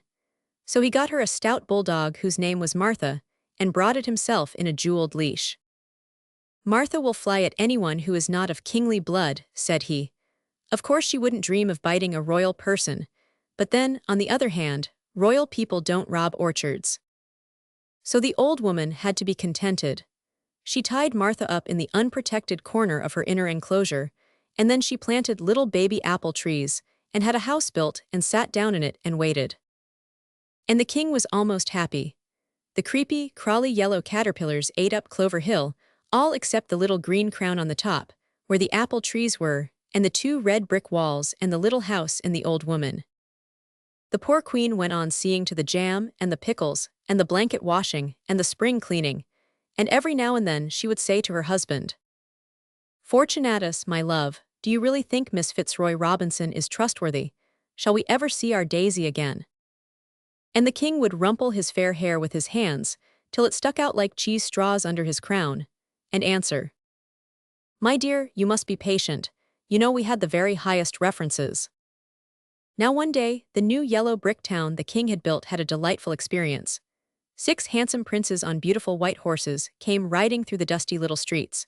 The housings of their chargers shone with silver embroidery and gleaming glowing jewels, and their gold armor flashed so gloriously in the sun that all the little children clapped their hands, and the princes' faces were so young and kind and handsome that all the old women said, "Bless their pretty hearts." Now, of course, you will not need to be told that these 6 princes were looking for the 6 grown-up princesses who had been so happy at the select boarding establishment. Their 6 royal fathers, who lived many years, journey away on the other side of the world, and had not yet heard that the princesses were mislaid, had given Miss Fitzroy Robinson's address to these princes, and instructed them to marry the 6 princesses without delay and bring them home. But when they got to the select boarding establishment for the daughters of respectable monarchs, the house was closed, and a card was in the window, saying that this desirable villa residence was to be let on moderate terms, furnished or otherwise. The wax fruit under the glass shade still showed attractively through the dusty panes. The 6 princes looked through the window by turns. They were charmed with the furniture, and the refining touch of a woman's hand drew them like a magnet. They took the house, but they had their meals at the palace by the king's special invitation. King Fortunatus told the princes the dreadful story of the disappearance of the entire select school, and each prince swore by his sword hilt and his honor that he would find out the particular princess that he was to marry or perish in the attempt. For of course, each prince was to marry one princess, mentioned by name in his instructions, and not one of the others. The first night that the princes spent in the furnished house passed quietly enough, so did the second and the third and the fourth, fifth and sixth, but on the 7th night, as the princes sat playing spillikins in the schoolroom, they suddenly heard a voice that was not any of theirs. It said, "Open up Africa." The princes looked here, there, and everywhere, but they could see no one. They had not been brought up to the exploring trade, and could not have opened up Africa if they had wanted to. "Or cut through the Isthmus of Panama," said the voice again. Now, as it happened, none of the 6 princes were engineers. They confessed as much. "Cut up China then," said the voice desperately. "It's like the ghost of a Tory newspaper," said one of the princes. And then suddenly, they knew that the voice came from one of the pair of globes which hung in frames at the end of the schoolroom. It was the terrestrial globe. "I'm inside," said the voice. "I can't get out. Oh, cut the globe anywhere and let me out, but the African route is most convenient." Prince Primus opened up Africa with his sword, and out tumbled half a professor of magic. "My other half's in there," he said, pointing to the celestial globe. "Let my legs out, do." But Prince Secundus said, "Not so fast," and Prince Tertius said, "Why were you shut up?" "I was shut up for as pretty a bit of parlor magic as ever you saw in all your born days," said the top half of the professor of magic. "Oh, you were you?" said Prince Quartus. "Well, your legs aren't coming out just yet. We want to engage a competent magician. You'll do." "But I'm not all here," said the professor. "Quite enough of you," said Prince Quintus. "Now look here," said Prince Sextus. "We want to find our 6 princesses. We can give a very good guess as to how they were lost, but we'll let bygones be bygones. You tell us how to find them, and after our weddings we'll restore your legs to the light of day." "This half of me feels so faint," said the half-professor of magic. "What are we to do?" said all the princes, threateningly. "If you don't tell us, you shall never have a leg to stand on." "Steal apples," said the half-professor hoarsely, and fainted away. They left him lying on the bare boards between the ink-stained desks, and off they went to steal apples. But this was not so easy, because Fortunatus Rex & Co. had built, and built, and built, and apples do not grow freely in those parts of the country which have been opened up by speculative builders. So at last they asked the little Prince Denys where he went for apples when he wanted them, and Denys said, "The old woman at the top of Clover Hill has apples in her 7 acres, and in her 15 acres, but there's a fierce bulldog in the 7 acres, and I've stolen all the apples in the 15 acres myself." We'll try the 7 acres, said the princes. Very well, said Denny's. You'll be hanged if you're caught. So as I put you up to it, I'm coming too, and if you won't take me, I'll tell, so there. For Denny's was a most honorable little prince, and felt that you must not send others into danger unless you go yourself, and he would never have stolen apples if it had not been quite as dangerous as leading armies. So the princes had to agree, and the very next night Denny's let himself down out of his window by a knotted rope made of all the stockings his mother had knitted for him, and the grown-up princes were waiting under the window, and off they all went to the orchard on the top of Clover Hill. They climbed the wall at the proper corner, and Martha, the bulldog, who was very well-bred and knew a prince when she saw one, wagged her kinked tail respectfully and wished them good luck. The princes stole over the dewy orchard grass and looked at tree after tree. There were no apples on any of them. Only at last, in the very middle of the orchard, there was a tree with a copper trunk and brass branches, and leaves of silver, and on it hung 7 beautiful golden apples. So each prince took one of the golden apples, very quietly, and off they went, anxious to get back to the half-professor of magic, and learn what to do next. No one had any doubt as to the half-professor having told the truth, for when your legs depend on your speaking the truth, you will not willingly tell a falsehood. They stole away as quietly as they could, each with a gold apple in his hand, but as they went, Prince Denny's could not resist his longing to take a bite out of his apple. He opened his mouth very wide so as to get a good bite, and the next moment he howled aloud, for the apple was as hard as stone, and the poor little boy had broken nearly all his first teeth. He flung the apple away in a rage, and the next moment the old woman rushed out of her house. She screamed, Martha barked, Prince Denny's howled. The whole town was aroused, and the 6 princes were arrested and taken under a strong guard to the tower. Denny's was let off on the ground of his youth, and besides he had lost most of his teeth, which is a severe punishment, even for stealing apples. The king sat in his hall of justice next morning, and the old woman and the princes came before him.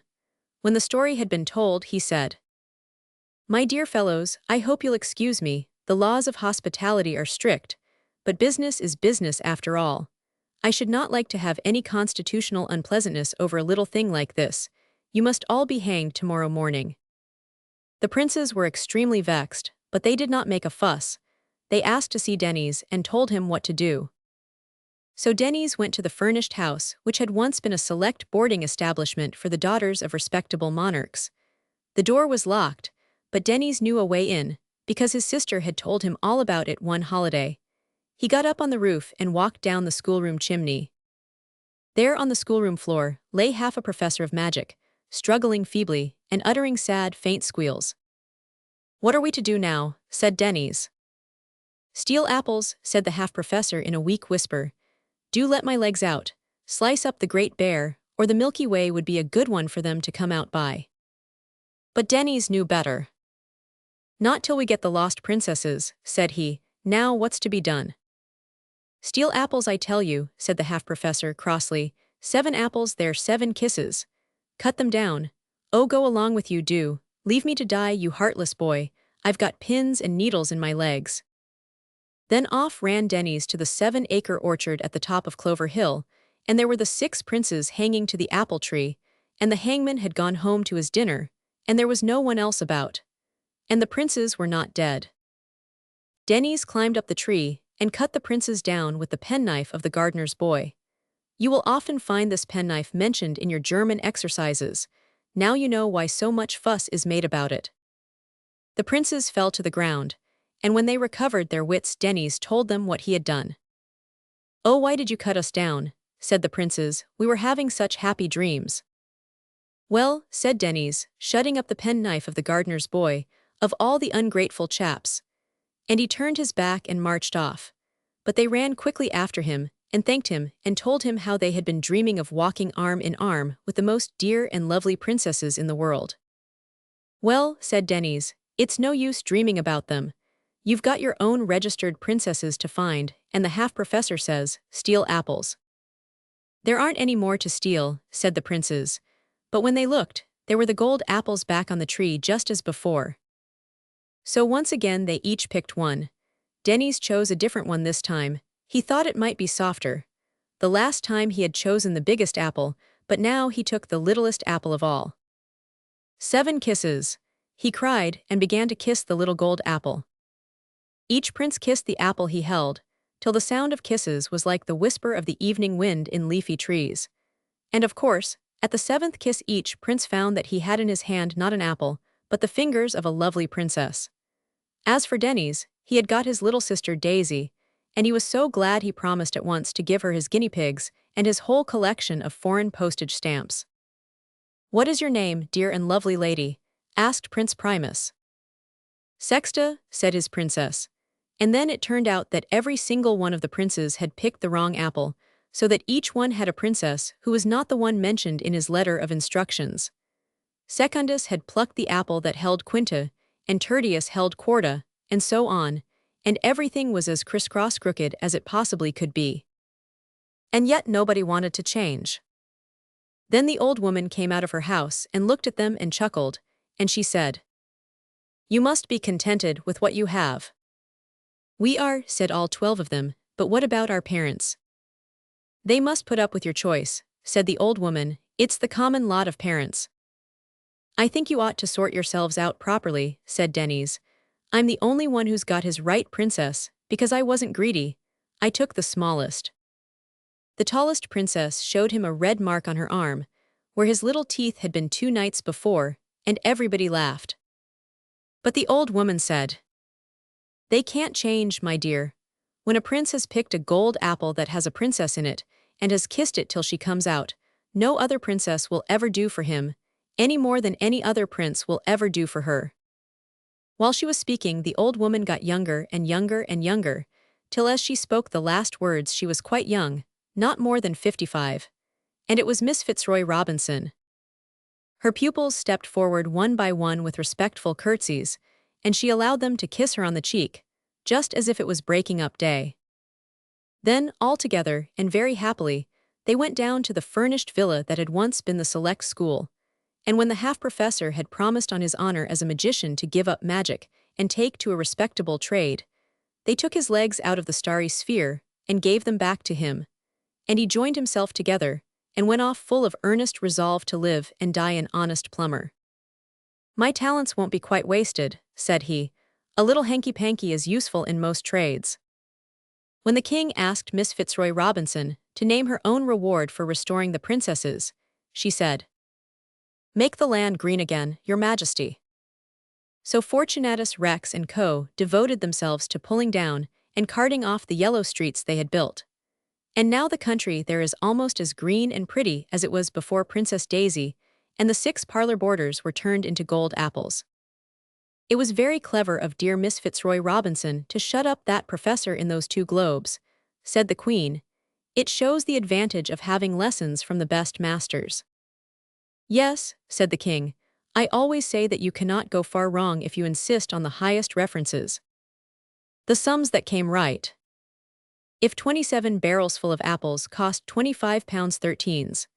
3d, what would the same barrels be worth if they had been packed by a dishonest person, who only put in 7/9 ths of apples in each barrel and the rest sawdust? This was the sum. It does not look very hard, perhaps, to you who have studied ardently for years at a board school, or a high school, or a preparatory school for the sons of gentlemen. But to Edwin it looked as hard as a ship's biscuit. But he went for it like a man, and presently produced an answer, and his master wrote a big curly R across the sum. Perhaps you do not know that a big curly R means right. As for the answer to the sum, I will try to get a fellow of Trinity College, Cambridge, who is a very terrible person, to work it out for you, and if he can do it I will put the answer at the end of this story. I cannot work it myself. Edwin was glad to see the large curly R. He saw it so seldom, that to meet it was a real pleasure. "But what's the use?" he said. "Everything else leads to something else except lessons. If you put seeds in the garden they come up flowers unless they're rotten seeds or you forget where you put them. And if you buy a rabbit, well there it is unless it dies. And if you eat your dinner, well you're not hungry any more for an hour or 2, but lessons." He bit his penholder angrily and put his head into his desk to look for nibs to play Simpkins Minor with. You know the game of nibs, of course. He held up the lid of the desk on his head, as I dare say you have often done, and the inside of the desk was darkish, so that the sudden light at the very back of the desk showed quite brightly and unmistakably. "Those firework fusees, oh crikey," was Edwin's first thought. But it was no firework fusee. It was like glowworms, only 1,000 times more bright and white, for it was the light of pure reason, and it glowed from the glorious eyes of the arithmetic fairy. You did not know that there was an arithmetic fairy. If you knew as much as I do, it would be simply silly for me to try to tell you stories, wouldn't it? Her wonderful eyes gleamed and flashed straight into the round, goggling eyes of the amazed Edwin. "Upon my word," she said. Edwin said nothing. "Did no one ever tell you?" The fairy went on, shaking out her dress, which was woven of the integral calculus and trimmed with a dazzling fringe of logarithms. "Did no one ever tell you that the things that happen when you've done your sums right happen when you're grown up?" "I don't care what happens then," Edwin dared to say, for the flashing eyes were kind eyes. "I shall be a pirate or a bushranger or something." The fairy drew herself up, and her graceful garland of simple equations trembled as Edwin breathed heavily. "A pirate," said she. "A nice sort of pirate who can't calculate his men's share of the plunder to 3/17 of a gold link of the dead captain's chain. A fine bushranger who can't arrange the 42 bullets from the revolvers of his 7 dauntless followers, so that each of the 15 enemies gets his fair share. Go along with you," said the arithmetic fairy. But Edwin's eyes were, as I said, wide open, goggling. "I say," he suddenly remarked, "how jolly pretty you are." The arithmetic fairy has but one weakness, a feminine weakness. She loves a pretty speech. If blunt, so much the worse, yet even bluntness. She looked down and played shyly with the bunch of miscellaneous examples in vulgar fractions, which adorned her waistband. "I suppose you can't be expected to understand, yet," she said, and she said it very gently. Edwin took courage. "When I do things, I want something to happen at once. I want a white rabbit, and I want it now." She did not recognize the quotation. "Get your master to set you a little simple multiplication sum in white rabbits," she said. "Goodbye, my child. You'll know me better in time, and as you know me better you'll love me more." "You're lovely now," said Edwin. The fairy laughed, and spread her dazzling wings, glistening with all the glories of the higher mathematics. Edwin closed dazzled eyes, and opened them as the desk lid shut down on his head, swayed by no uncertain hand. It was the mathematical master's hand, in fact. A new example was set, and curiously enough, white rabbits were in it. "If 7,563 white rabbits," it began. Edwin, his brain in a whirl, worked it correctly, by a sort of inspiration, like an ancient prophet or a calculating machine. When he returned, with his books in a strap, to the red villa whose gables meant home for him, he found an excited crowd dancing round the white-painted gates. The whole of the front garden, as well as most of the back garden, was a seething mass of white rabbits. 7,563 there were, to be exact. I alone know this. The joyous Edwin and his distracted parents were never able to count them. "What a lot of hutches we shall want," Edwin thought gaily. But when his father came home from the stock exchange, where he spent his days in considering 75, 8, and 332, no doubt under the direct guidance of the arithmetic fairy, he said at once, "Send for the poulterer." This was done. Only one pair of white rabbits remained the property of Edwin, but these, by the power of the arithmetic fairy, became 10 by Christmas. The rabbits disposed of, peace spread a longing wing over the villa, but was not allowed to settle. "Oh please, the startled cook, cap all crooked, exclaimed in the hall. "The cellar is choke-full of apples, most of 'em bad, I never see no one deliver them, nor yet give no receipt." The cook, for once in a lurid career, spoke truth. The cellar was full of apples, £19 19 and twopence, and 1/3 of a pennyworth to be accurate. Edwin went to bed, feeling now quite sure that he had not dreamed the arithmetic fairy, and anxiously wondering what tomorrow's sums would be about. Not, he trusted, about snakes or Sunday school teachers. The next day's sum was about oranges. Edwin did it correctly and went home a prey to the most golden apprehensions, nor were these unfounded. The whole of the dining room and most of the hall, up to the 7th step of the neatly carpeted stairs, was golden with oranges. Edwin's father said some severe things about practical jokers and sent for the greengrocer. Edwin ate 9 3/7 oranges and went to bed yellow, but not absolutely unhappy. But now he was quite sure. On the following day his sum dealt with elephants, and in such numbers that his father, on returning from business, yielded to a very natural annoyance, and gave notice to his landlord that he should, at Lady Day, leave a villa where elephants and oranges occurred to such an extent. No one suspected Edwin of having anything to do with these happenings, and indeed, it was not his fault, so how and why could or should he have owned up to it? I wish I had time to tell you of the events that occurred when Edwin's sums were set in buttered muffins.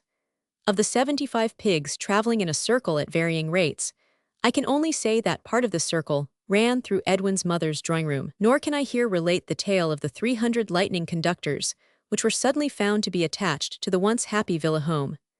Edwin's mother cried all day when she was not laughing, and people came from far and near to see the haunted house. For when it came to 4,000 white owls and a church steeple, every one felt that it was more than a mere accident.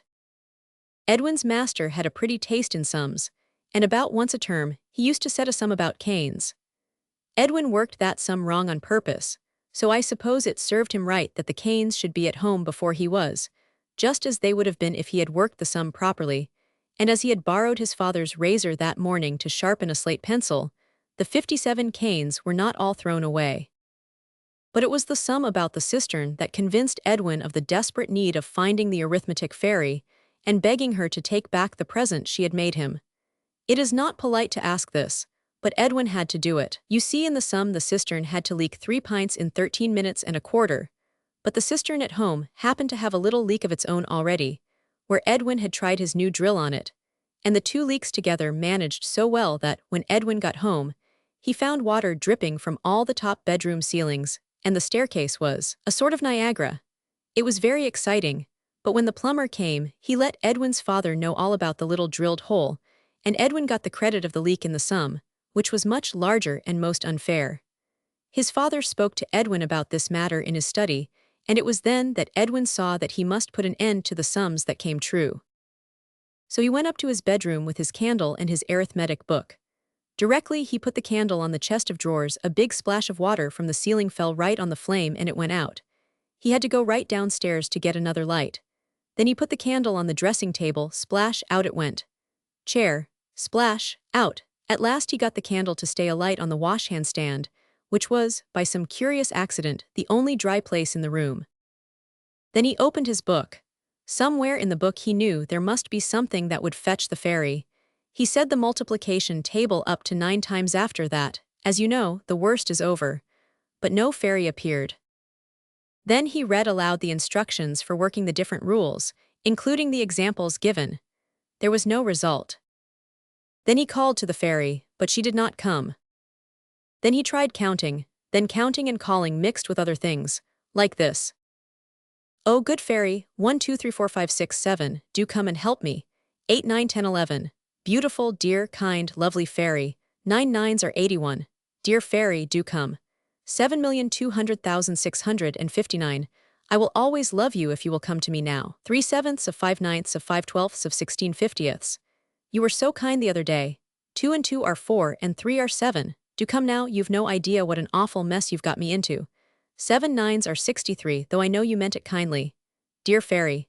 13 from 37 leaves 24. Do come and see what a hole I'm in, do come, and the product will give you the desired result.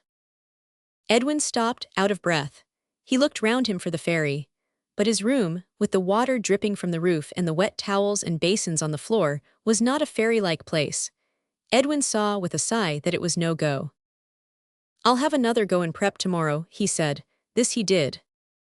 The mathematical master was pleased with himself that day, because he had succeeded in preventing his best boy from yielding to the allurements of the headmaster and the classical side.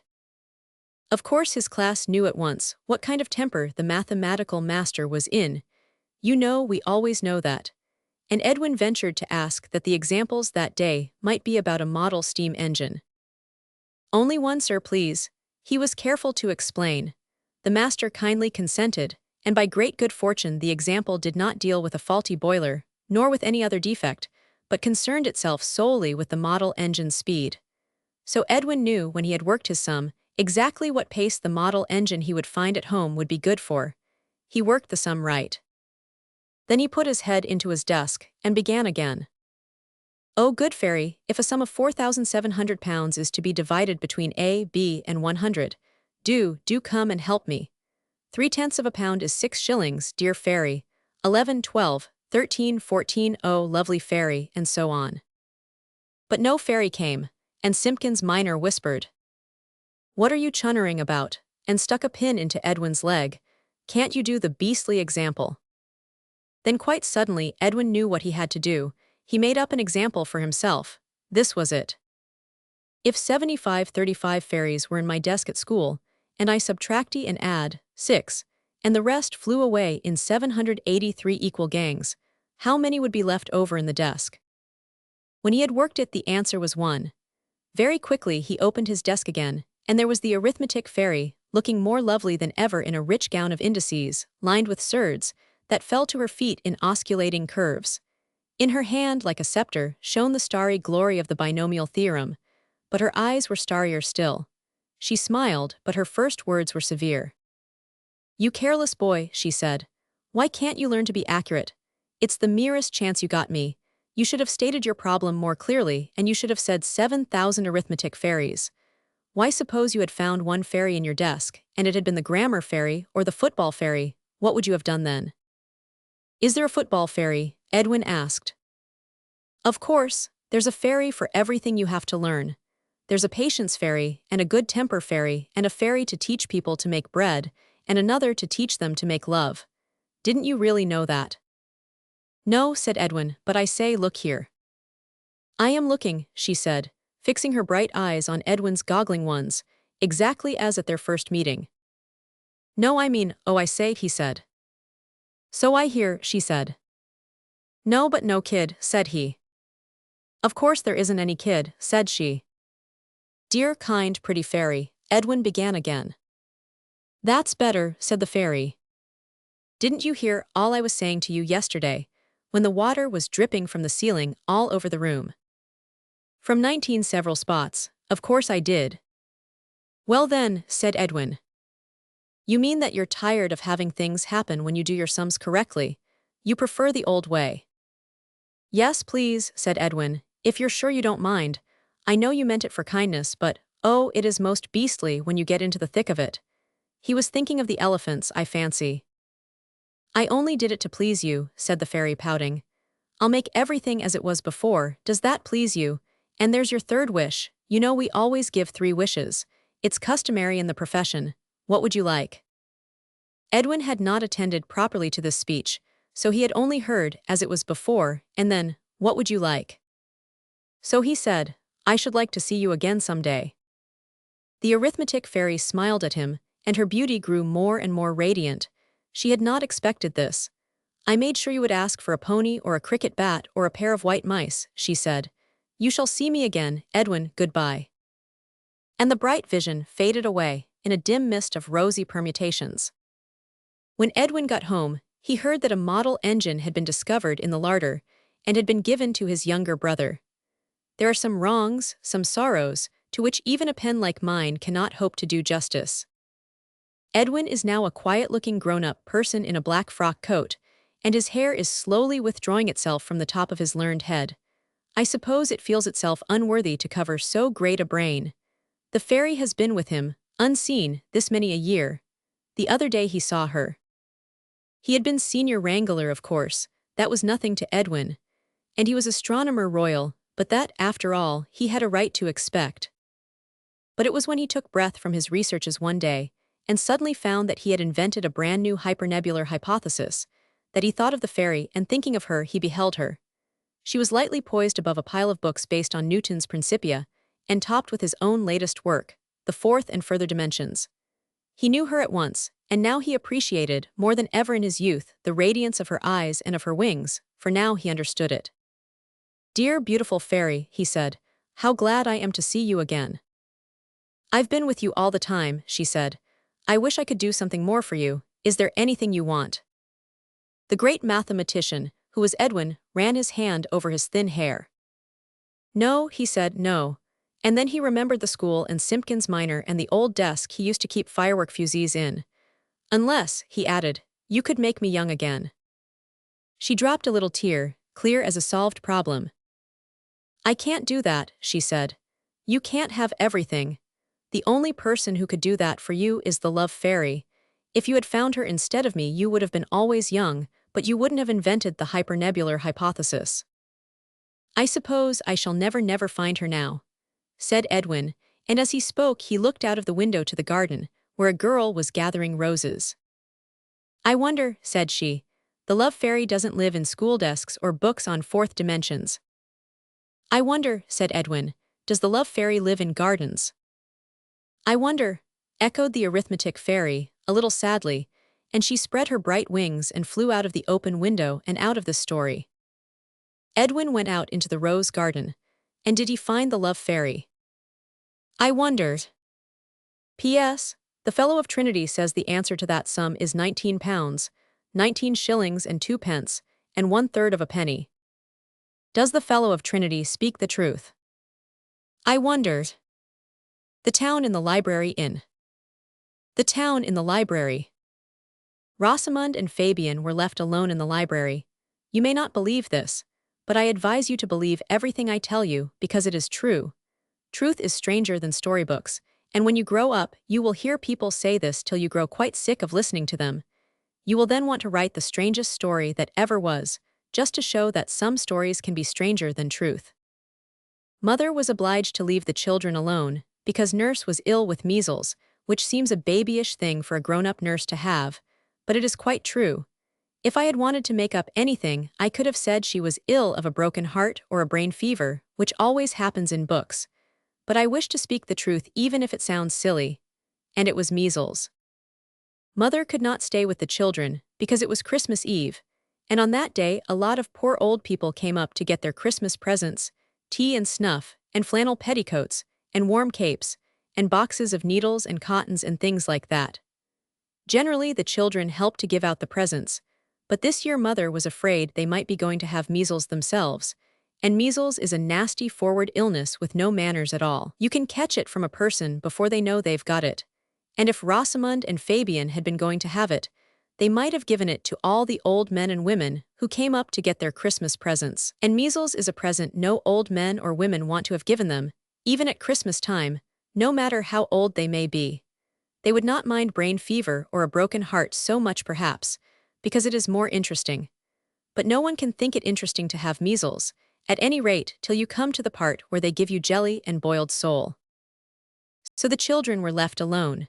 Before Mother went away she said, "Look here, dears, you may play with your bricks, or make pictures with your pretty blocks that kind Uncle Thomas gave you, but you must not touch the 2 top drawers of the bureau.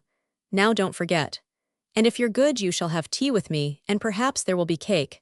Now you will be good, won't you?" Fabian and Rosamond promised faithfully that they would be very good, and that they would not touch the 2 top drawers, and Mother went away to see about the flannel petticoats, and the tea and snuff and tobacco and things.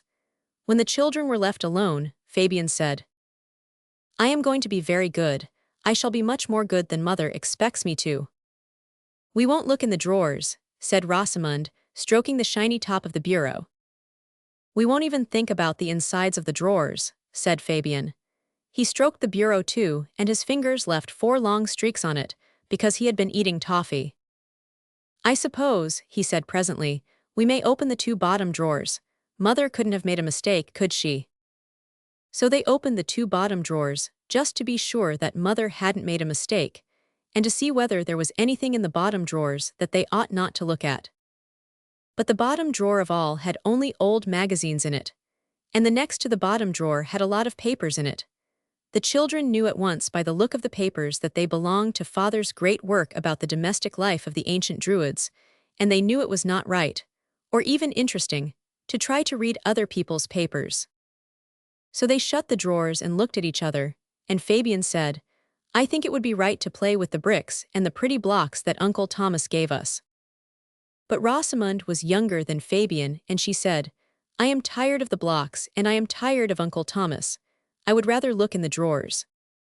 So would I, said Fabian, and they stood looking at the bureau. Perhaps you don't know what a bureau is.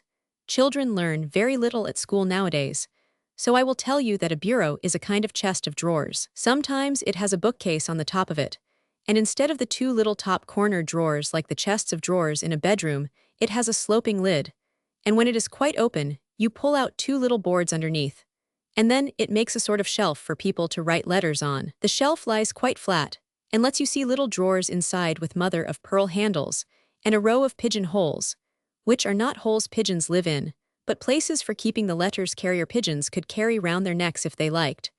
And there is very often a tiny cupboard in the middle of the bureau, with a pattern on the door in different colored woods.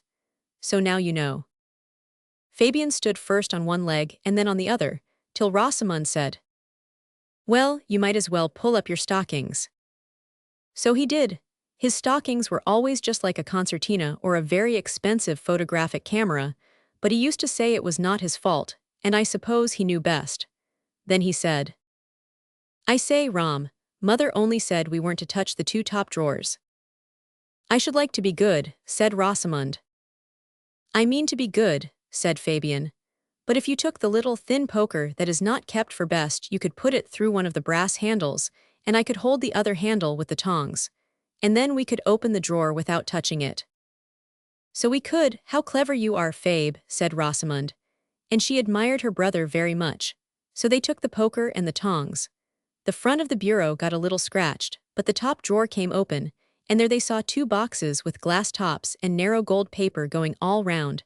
Though you could only see paper shavings through the glass, they knew it was soldiers. Besides these boxes, there was a doll and a donkey standing on a green grass plot that had wooden wheels, and a little wickerwork doll's cradle, and some brass cannons, and a bag that looked like marbles, and some flags, and a mouse that seemed as though it moved with clockwork, only of course they had promised not to touch the drawer so they could not make sure.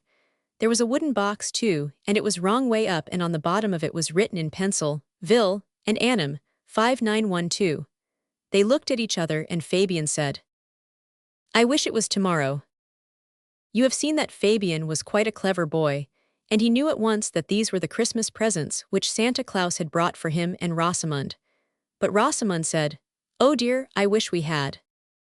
However, she consented to open the other drawer, without touching it of course because she had promised faithfully, and when, with the poker and tongs, the other drawer came open, there were large wooden boxes, the kind that hold raisins and figs, and round boxes with paper on smooth on the top and folded in pleats round the edge, and the children knew what was inside without looking.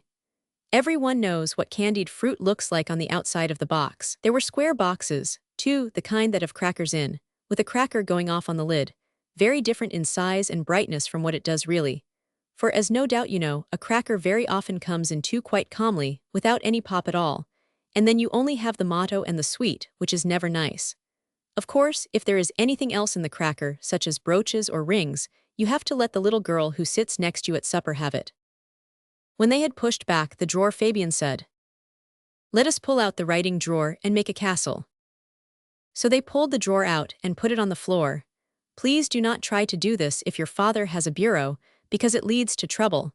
It was only because this one was broken that they were able to do it. Then they began to build. They had the two boxes of bricks, the wooden bricks with the pillars and the colored glass windows, and the rational bricks which are made of clay-like tiles, and their father called them the all-wool bricks, which seems silly, only of course grown-up people always talk sense. When all the bricks were used up, they got the pretty picture blocks that kind Uncle Thomas gave them, and they built with these. But one box of blocks does not go far. Picture blocks are only good for building, except just at first. When you have made the pictures a few times, you know exactly how they go, and then what's the good? This is a fault which belongs to many very expensive toys. These blocks had 6 pictures: Windsor Castle with the royal standard hoisted, ducks in a pond with a very handsome green and blue drake, Rebecca at the well, a snowball fight, but none of the boys knew how to chuck a snowball, the harvest home, and the death of Nelson. These did not go far, as I said. There are 6 times as few blocks as there are pictures, because every block has 6 sides. If you don't understand this, it shows they don't teach arithmetic at your school, or else that you don't do your home lessons. But the best of a library is the books. Rosamund and Fabian made up with books. They got Shakespeare in 14 volumes, and Roland's Ancient History, and Gibbon's Decline and Fall, and the beauties of literature in 56 fat little volumes, and they built not only a castle, but a town and a big town that presently towered high above them on the top of the bureau. It's almost big enough to get into, said Fabian, if we had some steps. So they made steps with the British essayists, the Spectator, and the Rambler, and the Observer, and the Tatler, and when the steps were done they walked up them. You may think that they could not have walked up these steps, and into a town they had built themselves, but I assure you people have often done it, and anyway this is a true story. They had made a lovely gateway with 2 fat volumes of Macaulay and Milton's poetical works on top, and as they went through it, they felt all the feelings which people have to feel when they are tourists and see really fine architecture. Architecture means buildings, but it is a grander word, as you see. Rosamund and Fabian simply walked up the steps into the town they had built. Whether they got larger or the town got smaller, I do not pretend to say. When they had gone under the great gateway, they found that they were in a street which they could not remember building. But they were not disagreeable about it, and they said it was a very nice street all the same. There was a large square in the middle of the town, with seats, and there they sat down in the town they had made, and wondered how they could have been so clever as to build it. Then they went to the walls of the town, high, strong walls built of the encyclopedia and the biographical dictionary, and far away over the brown plain of the carpet they saw a great thing like a square mountain. It was very shiny, and as they looked at it, a great slice of it pushed itself out, and Fabian saw the brass handles shine, and he said, "Why, Rome, that's the bureau." "It's larger than I want it to be," said Rosamund, who was a little frightened, and indeed it did seem to be an extra size, for it was higher than the town. The drawer of the great mountain bureau opened slowly, and the children could see something moving inside. Then they saw the glass lid of one of the boxes go slowly up till it stood on end and looked like one side of the Crystal Palace. It was so large, and inside the box they saw something moving. The shavings and tissue paper and the cotton wool heaved and tossed like a sea when it is rough, and you wish you had not come for a sail. And then from among the heaving whiteness came out a blue soldier, and another and another. They let themselves down from the drawer with ropes of shavings, and when they were all out there were 50 of them, foot soldiers with rifles and fixed bayonets, as well as a thin captain on a horse and a sergeant and a drummer. The drummer beat his drum, and the whole company formed fours and marched straight for the town. They seemed to be quite full-size soldiers, indeed, extra large. The children were very frightened. They left the walls and ran up and down the streets of the town, trying to find a place to hide. "Oh, there's our very own house," cried Rosamund at last. "We shall be safe there." She was surprised as well as pleased to find their own house inside the town they had built. So they ran in and into the library, and there was the bureau and the castle they had built, and it was all small and quite the proper size. But when they looked out of the window, it was not their own street, but the one they had built. They could see 2 volumes of the beauties of literature, and the head of Rebecca in the house opposite, and down the street was the mausoleum they had built after the pattern given in the red and yellow book that goes with the all-wool bricks. It was all very confusing. Suddenly, as they stood looking out of the windows, they heard a shouting, and there were the blue soldiers coming along the street by twos, and when the captain got opposite their house he called out, "Fabian, Rosamund, come down." And they had to, for they were very much frightened. Then the captain said, "We have taken this town, and you are our prisoners. Do not attempt to escape, or I don't know what will happen to you." The children explained that they had built the town, so they thought it was theirs. But the captain said very politely, "That doesn't follow at all. It's our town now, and I want provisions for my soldiers." "We haven't any," said Fabian, but Rosamund nudged him and said, "Won't the soldiers be very fierce if they are hungry?" The blue captain heard her and said, "You are quite right, little girl. If you have any food, produce it. It will be a generous act and may stop any unpleasantness. My soldiers are very fierce. Besides," he added in a lower tone, speaking behind his hand, "you need only feed the soldiers in the usual way." When the children heard this, their minds were made up. "If you do not mind waiting a minute," said Fabian politely, "I will bring down any little things I can find." Then he took his tongs, and Rosamund took the poker, and they opened the drawer where the raisins and figs and dried fruits were, for everything in the library in the town was just the same as in the library at home, and they carried them out into the big square where the captain had drawn up his blue regiment. And here the soldiers were fed. I suppose you know how tin soldiers are fed. But children learn so little at school nowadays that I dare say you don't, so I will tell you. You just put a bit of the fig or raisin, or whatever it is, on the soldier's tin bayonet, or his sword, if he is a cavalry man, and you let it stay on till you are tired of playing at giving the soldiers rations. And then of course you eat it for him. This was the way in which Fabian and Rosamund fed the starving blue soldiers. But when they had done so, the soldiers were as hungry as ever. Which only shows that soldiers are an ungrateful lot, and it is idle to try and make their lives better and brighter. So then the blue captain, who had not had anything, even on the point of his sword, said, "More, more, my gallant men are fainting for lack of food." So there was nothing for it but to bring out the candied fruits, and to feed the soldiers with them. So Fabian and Rosamund stuck bits of candied apricot and fig and pear and cherry and beetroot on the tops of the soldiers' bayonets, and when every soldier had a piece, they put a fat candied cherry on the officer's sword. Then the children knew the soldiers would be quiet for a few minutes, and they ran back into their own house and into the library to talk to each other about what they had better do, for they both felt that the blue soldiers were a very hard-hearted set of men. "They might shut us up in the dungeons," said Rosamund, "and then Mother might lock us in when she shut up the lid of the bureau, and we should starve to death." For they could not be sure exactly what size they were, or which library their mother would come back to when she had given away all the flannel petticoats and things. The dungeons were the pigeonholes of the bureau, and the doors of them were the little beauties of literature. Very heavy doors they were too. You see, the curious thing was that the children had built a town and got into it, and in it they had found their own house with the very town they had built, or one exactly like it, still on the library floor. "I think it's all nonsense," said Rosamund. But when they looked out of the window, there was the house with Windsor Castle and the head of Rebecca just opposite. "If we could only find Mother," she said. But they knew without looking that Mother was not in the house that they were in then. "I wish we had that mouse that looked like clockwork, and the donkey and the other box of soldiers. Perhaps they are red ones, and they would fight the blue and lick them. Because red coats are English and they always win," said Fabian. And then Rosamund said, "Oh, Fabe, I believe we could go into this town too if we tried. Let us put all the things in and then try." So they went to the bureau drawer, and Rosamund got out the other box of soldiers and the mouse. It was a clockwork one, and the donkey with panniers, and put them in the town, while Fabian ate up a few odd raisins that had dropped on the floor. When all the soldiers, they were red, were arranged on the ramparts of the little town, Fabian said, "I am thinking of all the raisins and things on the soldiers' bayonets outside. It seems a pity not to eat the things for them." But Rosamund said, "No, no, let's get into this town, and perhaps we shall be safe from the blue soldiers. Oh, Fabe, never mind the raisins." But Fabian said, "I don't want you to come if you're frightened. I'll go alone, who's afraid?" So then of course Rosamund said she would come with him, so they went out and ate the things for the soldiers, leaving the captain's cherry for the last.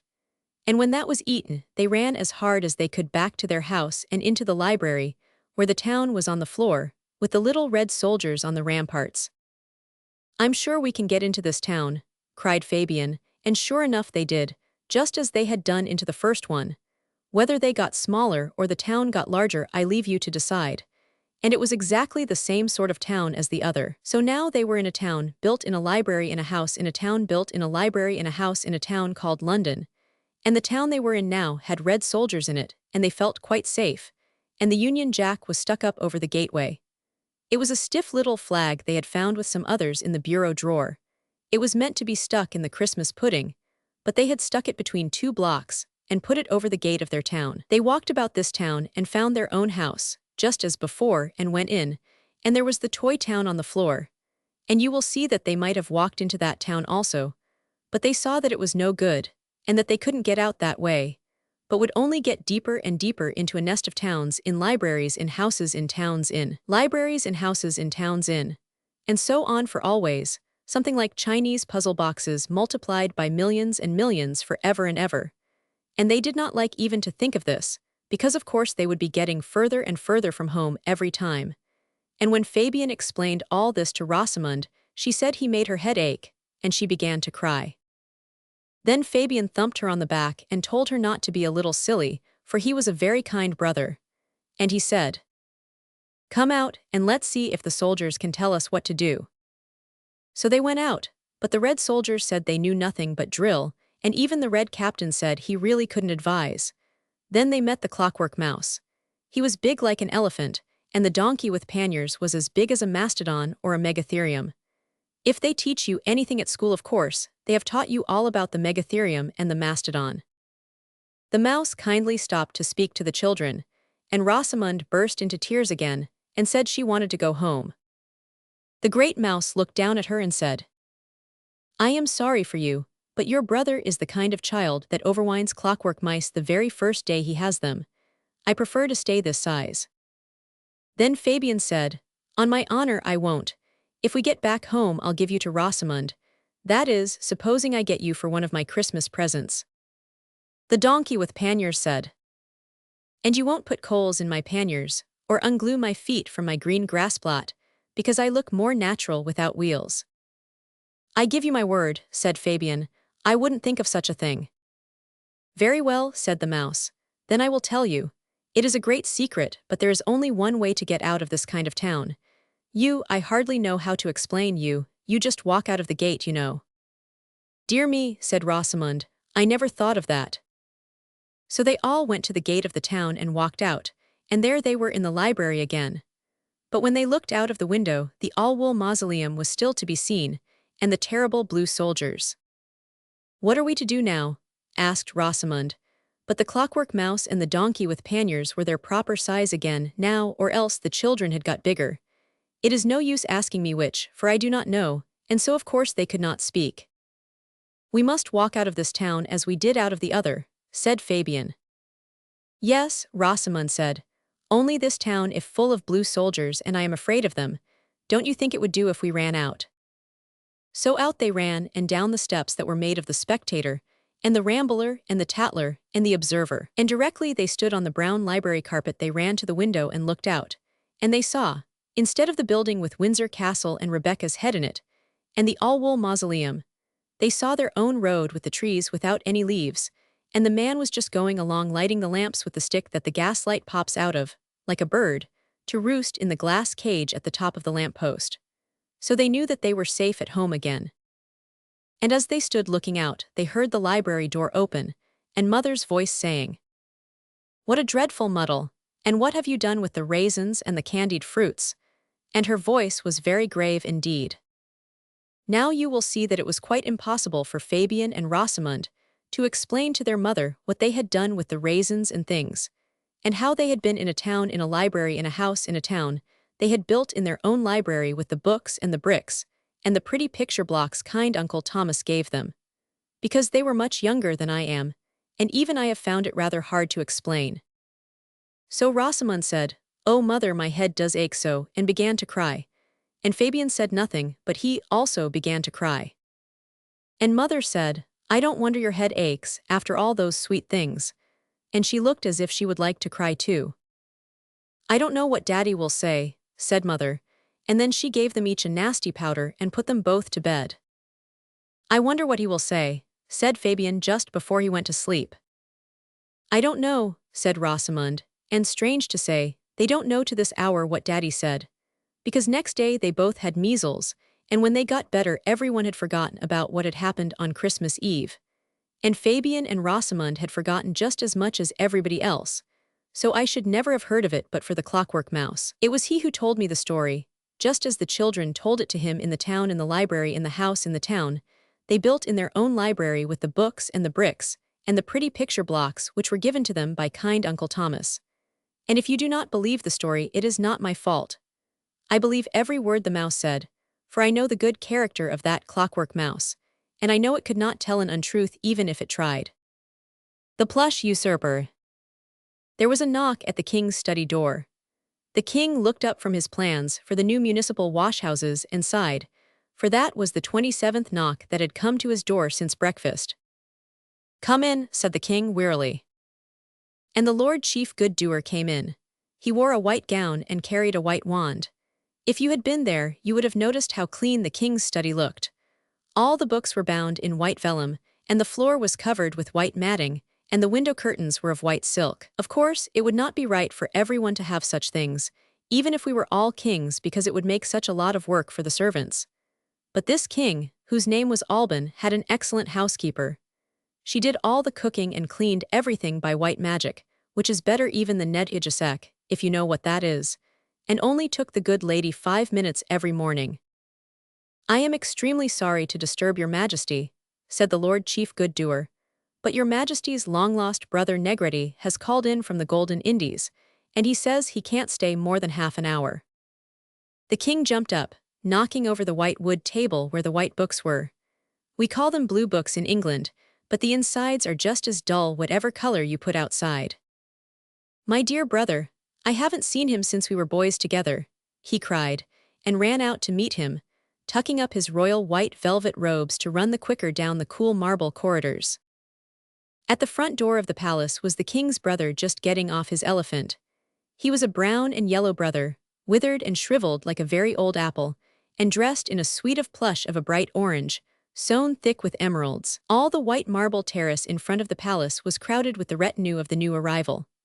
Slaves of all colors, black, brown, yellow, and cream color, dressed in all sorts of bright hues, scarlet and blue and purple and orange, with rubies and sapphires and amethysts and topazes sewn thickly on them, so that the eye could hardly bear the glow and glitter of them as they shone in the sunlight on the terrace.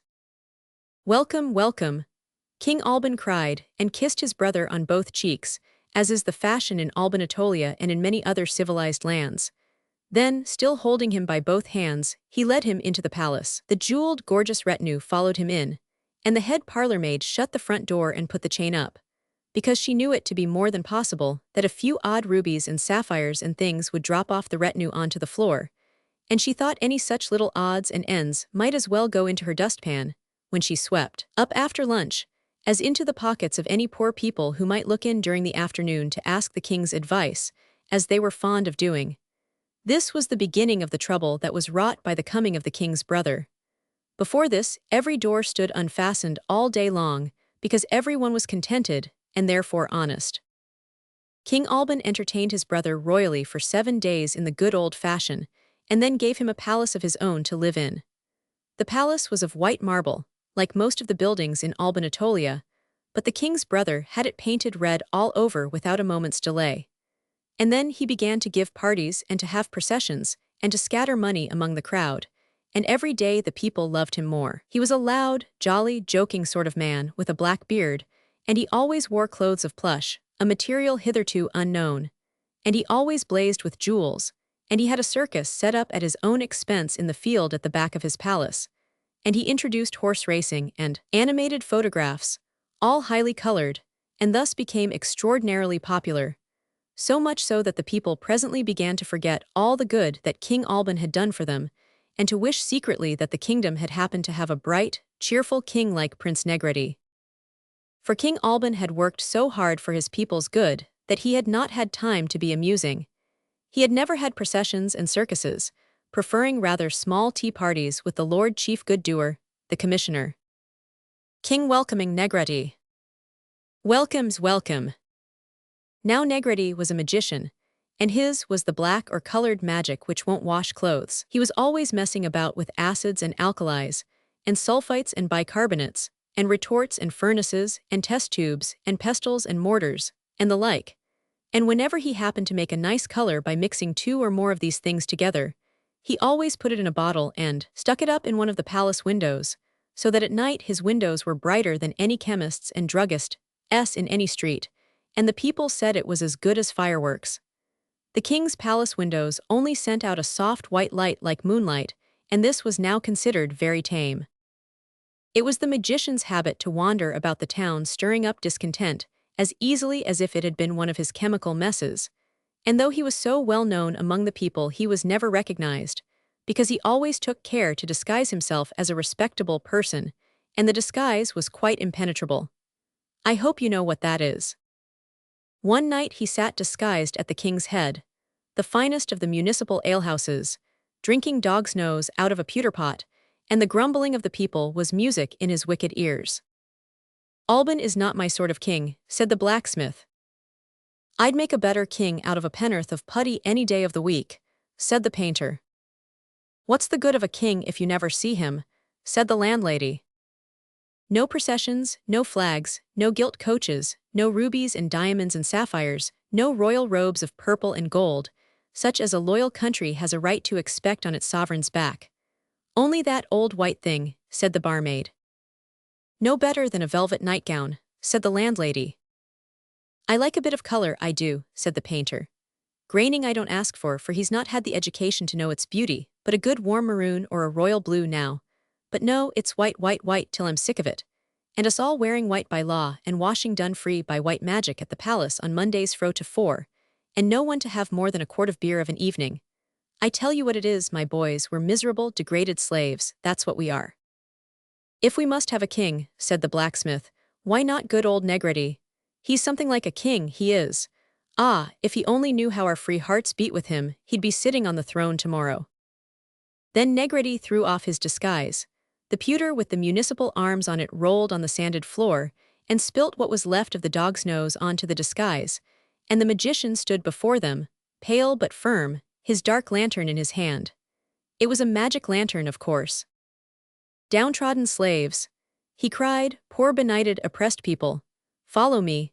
Let us dethrone a king who seeks to mask tyranny with hypocritical public kitchens, and cloaks his infamous autocracy with free washing by white magic on a Monday. To the palace, to the palace." And they all finished up their beer and followed him, and half the town beside joined the throng as it pressed through the streets towards the eastern gate, beyond which was the king's palace.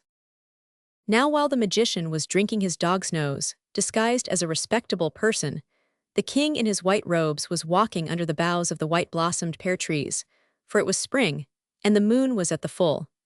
And presently, coming along over the dewy gray grass of the orchard, he saw a figure in white, and when it came close to him, he saw that it was a lady more fair than the fair stars of that fair night. "And who are you?" said the king. Negretto, telling people at table to follow him. "Poor benighted, oppressed people, follow me." "You will rest under my roof tonight," said the king, and led her through the long sweet grass under the blossoming boughs to the palace garden. When they came to the terrace, the princess loosed a lantern from her girdle, set it on the stone balustrade close by where one of the white peacocks perched in fluffy feathery slumber, kindled it, and threw open the horn door. A flood of light streamed out, bright as spring sunshine, and fell full upon her, and then the king saw that her gown was not white, as it had seemed in the moonlight, but was the color of yellow gold, and her hair was red gold, and her eyes were of gold and gray mingled. Then for the first time in all his life the king thought of himself and of his own happiness, and he caught her hands and said, "Nothing will ever again content me, not even doing good to my people, if I must part from you. Will you stay and be my queen?" The princess said, "I am seeking my fortune. Do you think you are it?"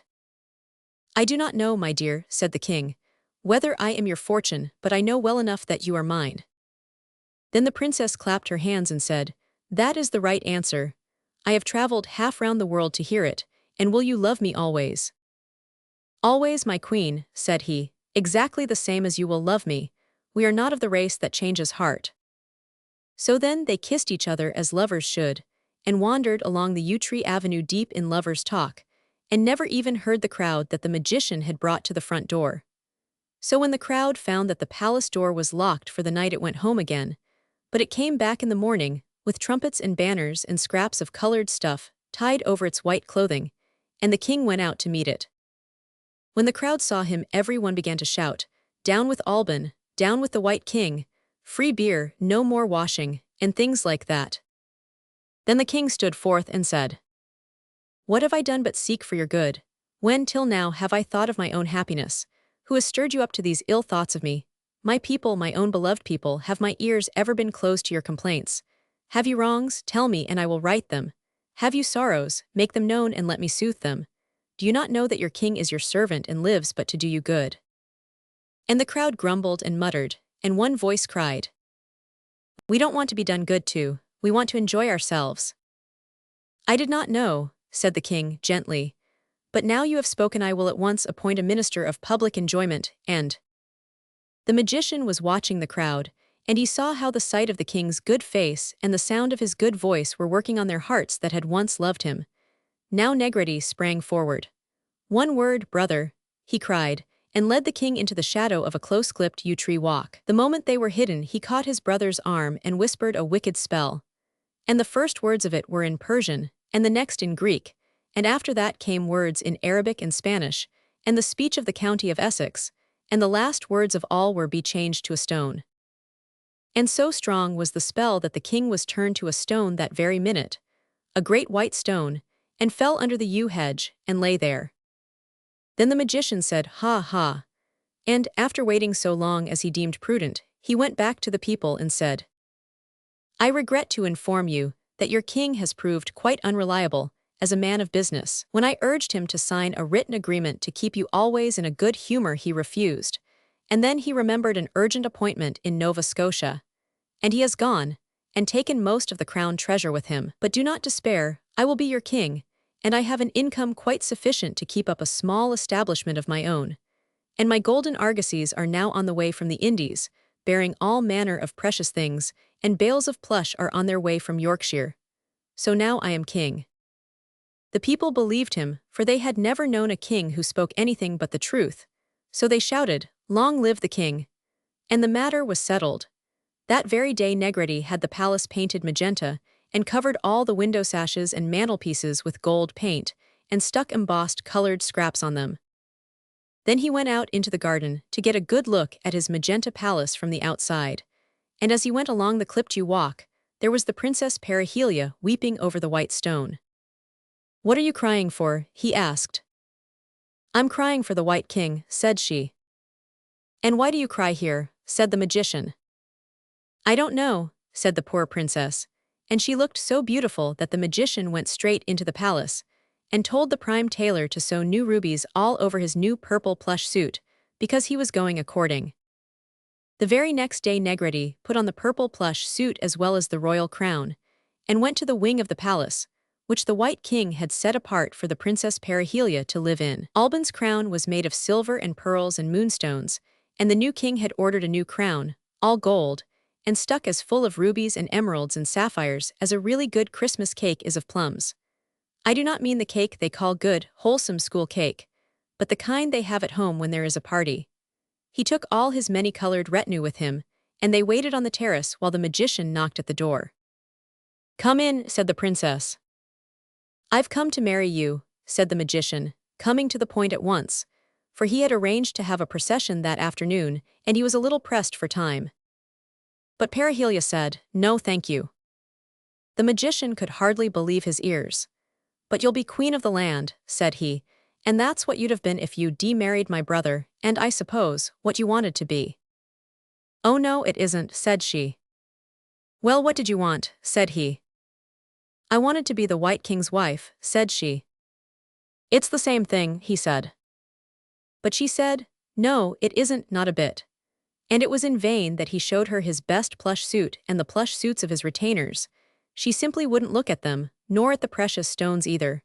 So at last he went off to his palace to make more rubies and precious stones and things like that, and she went off to cry over the white stone. Now a lot of telltale tits had built their nests above the palace, and some of them flew off and told the magician how Perihelia was always crying in the yew avenue over the white stone.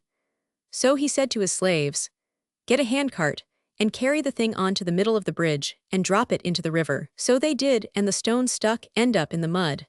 And when the golden argosies of the magician came up the river, bearing peacocks and apes and turquoises, every single galley split on that stone, and the whole treasure went to the bottom, all but the peacocks, and they flew away into the country of a neighboring king, who thought every one should be useful and not ornamental. So he cut off the peacocks' tails, and clipped their wings, and tried to teach them to lay turkeys' eggs. But it is very difficult to get a peacock to do anything useful. So then the magician set a lot of people dredging for the lost treasure, and among other things, they fished up some poor dead apes and the big white stone, and as the stone seemed to have been rather in the way in the bed of the river, they carted it away to the fields behind the town, where the white jonquils grew, and dumped it down there, and left it among the long grass. And the princess could not come and cry over it there because she did not know where it was, and besides she was very busy, for after she had refused to marry him, the magician said, "Very well then, you can just do the free washing." for the royal housekeeper had given 5 minutes' notice and left at the end of it, as soon as the new king had the palace painted magenta, and no one else knew how to do washing by white magic, and though the people had sneered at it in the White King's time, they stood out for it now, and said free washing was what they had always been accustomed to. Poor Perihelia did not know the white magic, but she washed by the sunlight magic, and everything she sent home from the wash was pinky or pearly or greeny, like the little clouds in a May dawn. The people were pleased, but not the magician. "I like a color to be a color," he said. "I hate your half measures." He was beginning to remodel the kingdom to his own fancy. Instead of a Lord Chief Good Doer, he had a Lord Chief Magician, and instead of the education department, he had a permanent committee of black and colored magic, and he shut up the free washhouses. "Who wants to wash?" said he, and he ordered a free distribution of nasty medicine instead. And altogether, he was really beginning to enjoy himself when another telltale tit came fluttering in at the window of his laboratory, and, perching on the top of a crucible, told him of a rumor. The rumor had been running about the town like a mad thing, and wherever it ran it left its tail behind it. Rumor, as you know, is a beast with many tails, and now everybody knew that the white stone had moved in the night and had come rolling up to the gate of the town. "Whatever shall we do?" said the Lord Chief Magician, who was pounding up nasty things in the mortar ready for the free distribution of medicine next day. "Smash it," said Negretti. "I'll take a turn at the medicine while you go and see the thing done." So the Lord Chief Magician called together the permanent committee of black and colored magic and sent them to break the stone. And when they began to hit it with their hammers, and pick 17 sharp splinters of white stone flew off, and each splinter hit a member of the committee in the eye and killed him. There were exactly 17 members, as it happened. So then the Lord Chief Magician shut the town gates and ran home and hid under the bed. And the people of the town were very much interested in the stone that had rolled by itself and had killed 17 members of the committee, and they made little parties and picnics all day long, taking their children to look at the stone and carrying sandwiches with them and bottles of beer. The magician was very angry. "Such rubbish I never heard of," said he when the telltale tit alighted on the windowsill and told him of it. "If they want to look at anything, why can't they come and look at me? I'm sure I'm colored enough." That night the stone rose up in the thickest of the black dark, when no one at all is out of doors, except the police, and not always him, and it smashed through the town gate and came rolling right up into the square and lay there. The telltale tit awoke the magician in the morning by singing the news sharply in his ear, and he went out to see. There was a great crowd in the square, and they all cried out, "It is a magic stone, it will bring us luck, build it into the royal palace." "I might do worse," thought Negretti. "If good Roman cement and a double coat of magenta paint doesn't keep it quiet, nothing will." So he gave orders, and the stone was carted to the palace, and built into the wall over the great gate. And while they were gone to fetch the red paint to cover up the stone, and the mortar, the Lord Chief Magician came out from under his bed, and went sneaking up to the palace and in at the gate, and the stone fell on him and smashed him quite flat. Then Perihelia came running out, and she washed the mortar off the white stone by her sunlight magic, and when the magician come out she said, "Let it lie here tonight, and tomorrow, if you will let me go, I will take it away to my own kingdom, so that it shall never trouble you again." Negretti agreed, because he did not know what else to do, and he was beginning to despair of the princess ever marrying him, because he had now asked her to do so every day for a month, and always with more display of plush and jewels, and she said no more decidedly, and even crossly, every time. So he began to lose heart. That night, just when the moon was waning, and before morning broke, Princess Perihelia slipped down the palace stairs and into the garden to look once more on the place where the White King had promised to love her always. And when she came to that same place, there was the white stone lying under the shadow of the white rose bushes, and pearly rose leaves had fallen all over it, and were falling still, like tears. Perihelia knelt down beside the stone and put her arms round it, and said, "Poor stone, dear stone, what is it that troubles you so that you cannot rest? If I only knew, I might help you with my sunlight magic. Why are you so troubled, and why do I pity you so? Oh, if my White King were here, he would understand and help you, but I can do nothing." With that she began to weep over the stone, calling on the White King to come back to her. And all the while she was talking and weeping, the moon was waning, and the light in the east grew pearlier and prettier minute by minute. And as she wept and clasped the stone, she presently saw in the glowing light that the stone was changing in her arms. Like white sands falling in an hourglass, the white stone fell away, until the sun looked through the white rose bushes, and saw Perihelia clasp the living form of the White King in her loving arms. The sun's was not the only eye which saw that meeting. The magician had had a bad night, and he came out early, curious to see whether the stone had moved again. His curiosity was gratified. When the White King saw his treacherous brother, his tongue was loosed. Hitherto kisses had been speech enough for him, and he spoke the words which he found in his mouth. And they were, naturally enough, the last words that had gone in at his ears, and the words were first Persian and then Greek, and then Arabic and Spanish, and the language of foreigners from Essex, and the words he wound up with were, "Be changed into a stone." But the wicked spell that had turned King Alban into a stone had grown weaker by keeping, as even 20 port did when it was kept too long, and it had no longer power to do what it ought to have done. It could not turn the wicked magician into a stone, as I am sure you would wish it to have done. It was only strong enough to turn him into a wooden post. I do not wish to have to mention such an unpleasant character as Negretti again, so I will tell you at once the end of him. He remained a post for ever and ever, and later on, when King Alban had begun to do things for his people's good again, he thought it a pity to waste even a post, for he was ever a careful king. So he had it made into a pump, and the water from it was bitter and nasty, like the medicine the magician used to give the people, and it was very good for children, and gave them a nice bright color in their cheeks. Take care you do not grow pale, or you may have to drink the water out of that pump. It is now at Harrogate, or Epsom, or Bath, or somewhere, and you might quite easily be taken there and made to drink that unpleasant water. The first persons who had to drink it were the magician's retinue.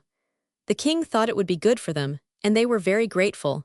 But the next night they stole the state barge, and went home by sea to their own country. Among his other improvements, the king started municipal omnibuses, which were white and gold. But the pump being near the place where the omnibuses changed horses, the conductors used to take the bitter water to wash the omnibuses with, and gradually they became scarlet and blue and green and violet, just as you see them today. So now you know the reason of the color of omnibuses. And this is the end of the magician's part of the story. When the magician had been turned into a post, the king said, "I'm very sorry," but the princess said, "Dear, he deserved it, and being a post is not painful. Let us never think of him again. I have learned many things since I came here. I have something to break to you.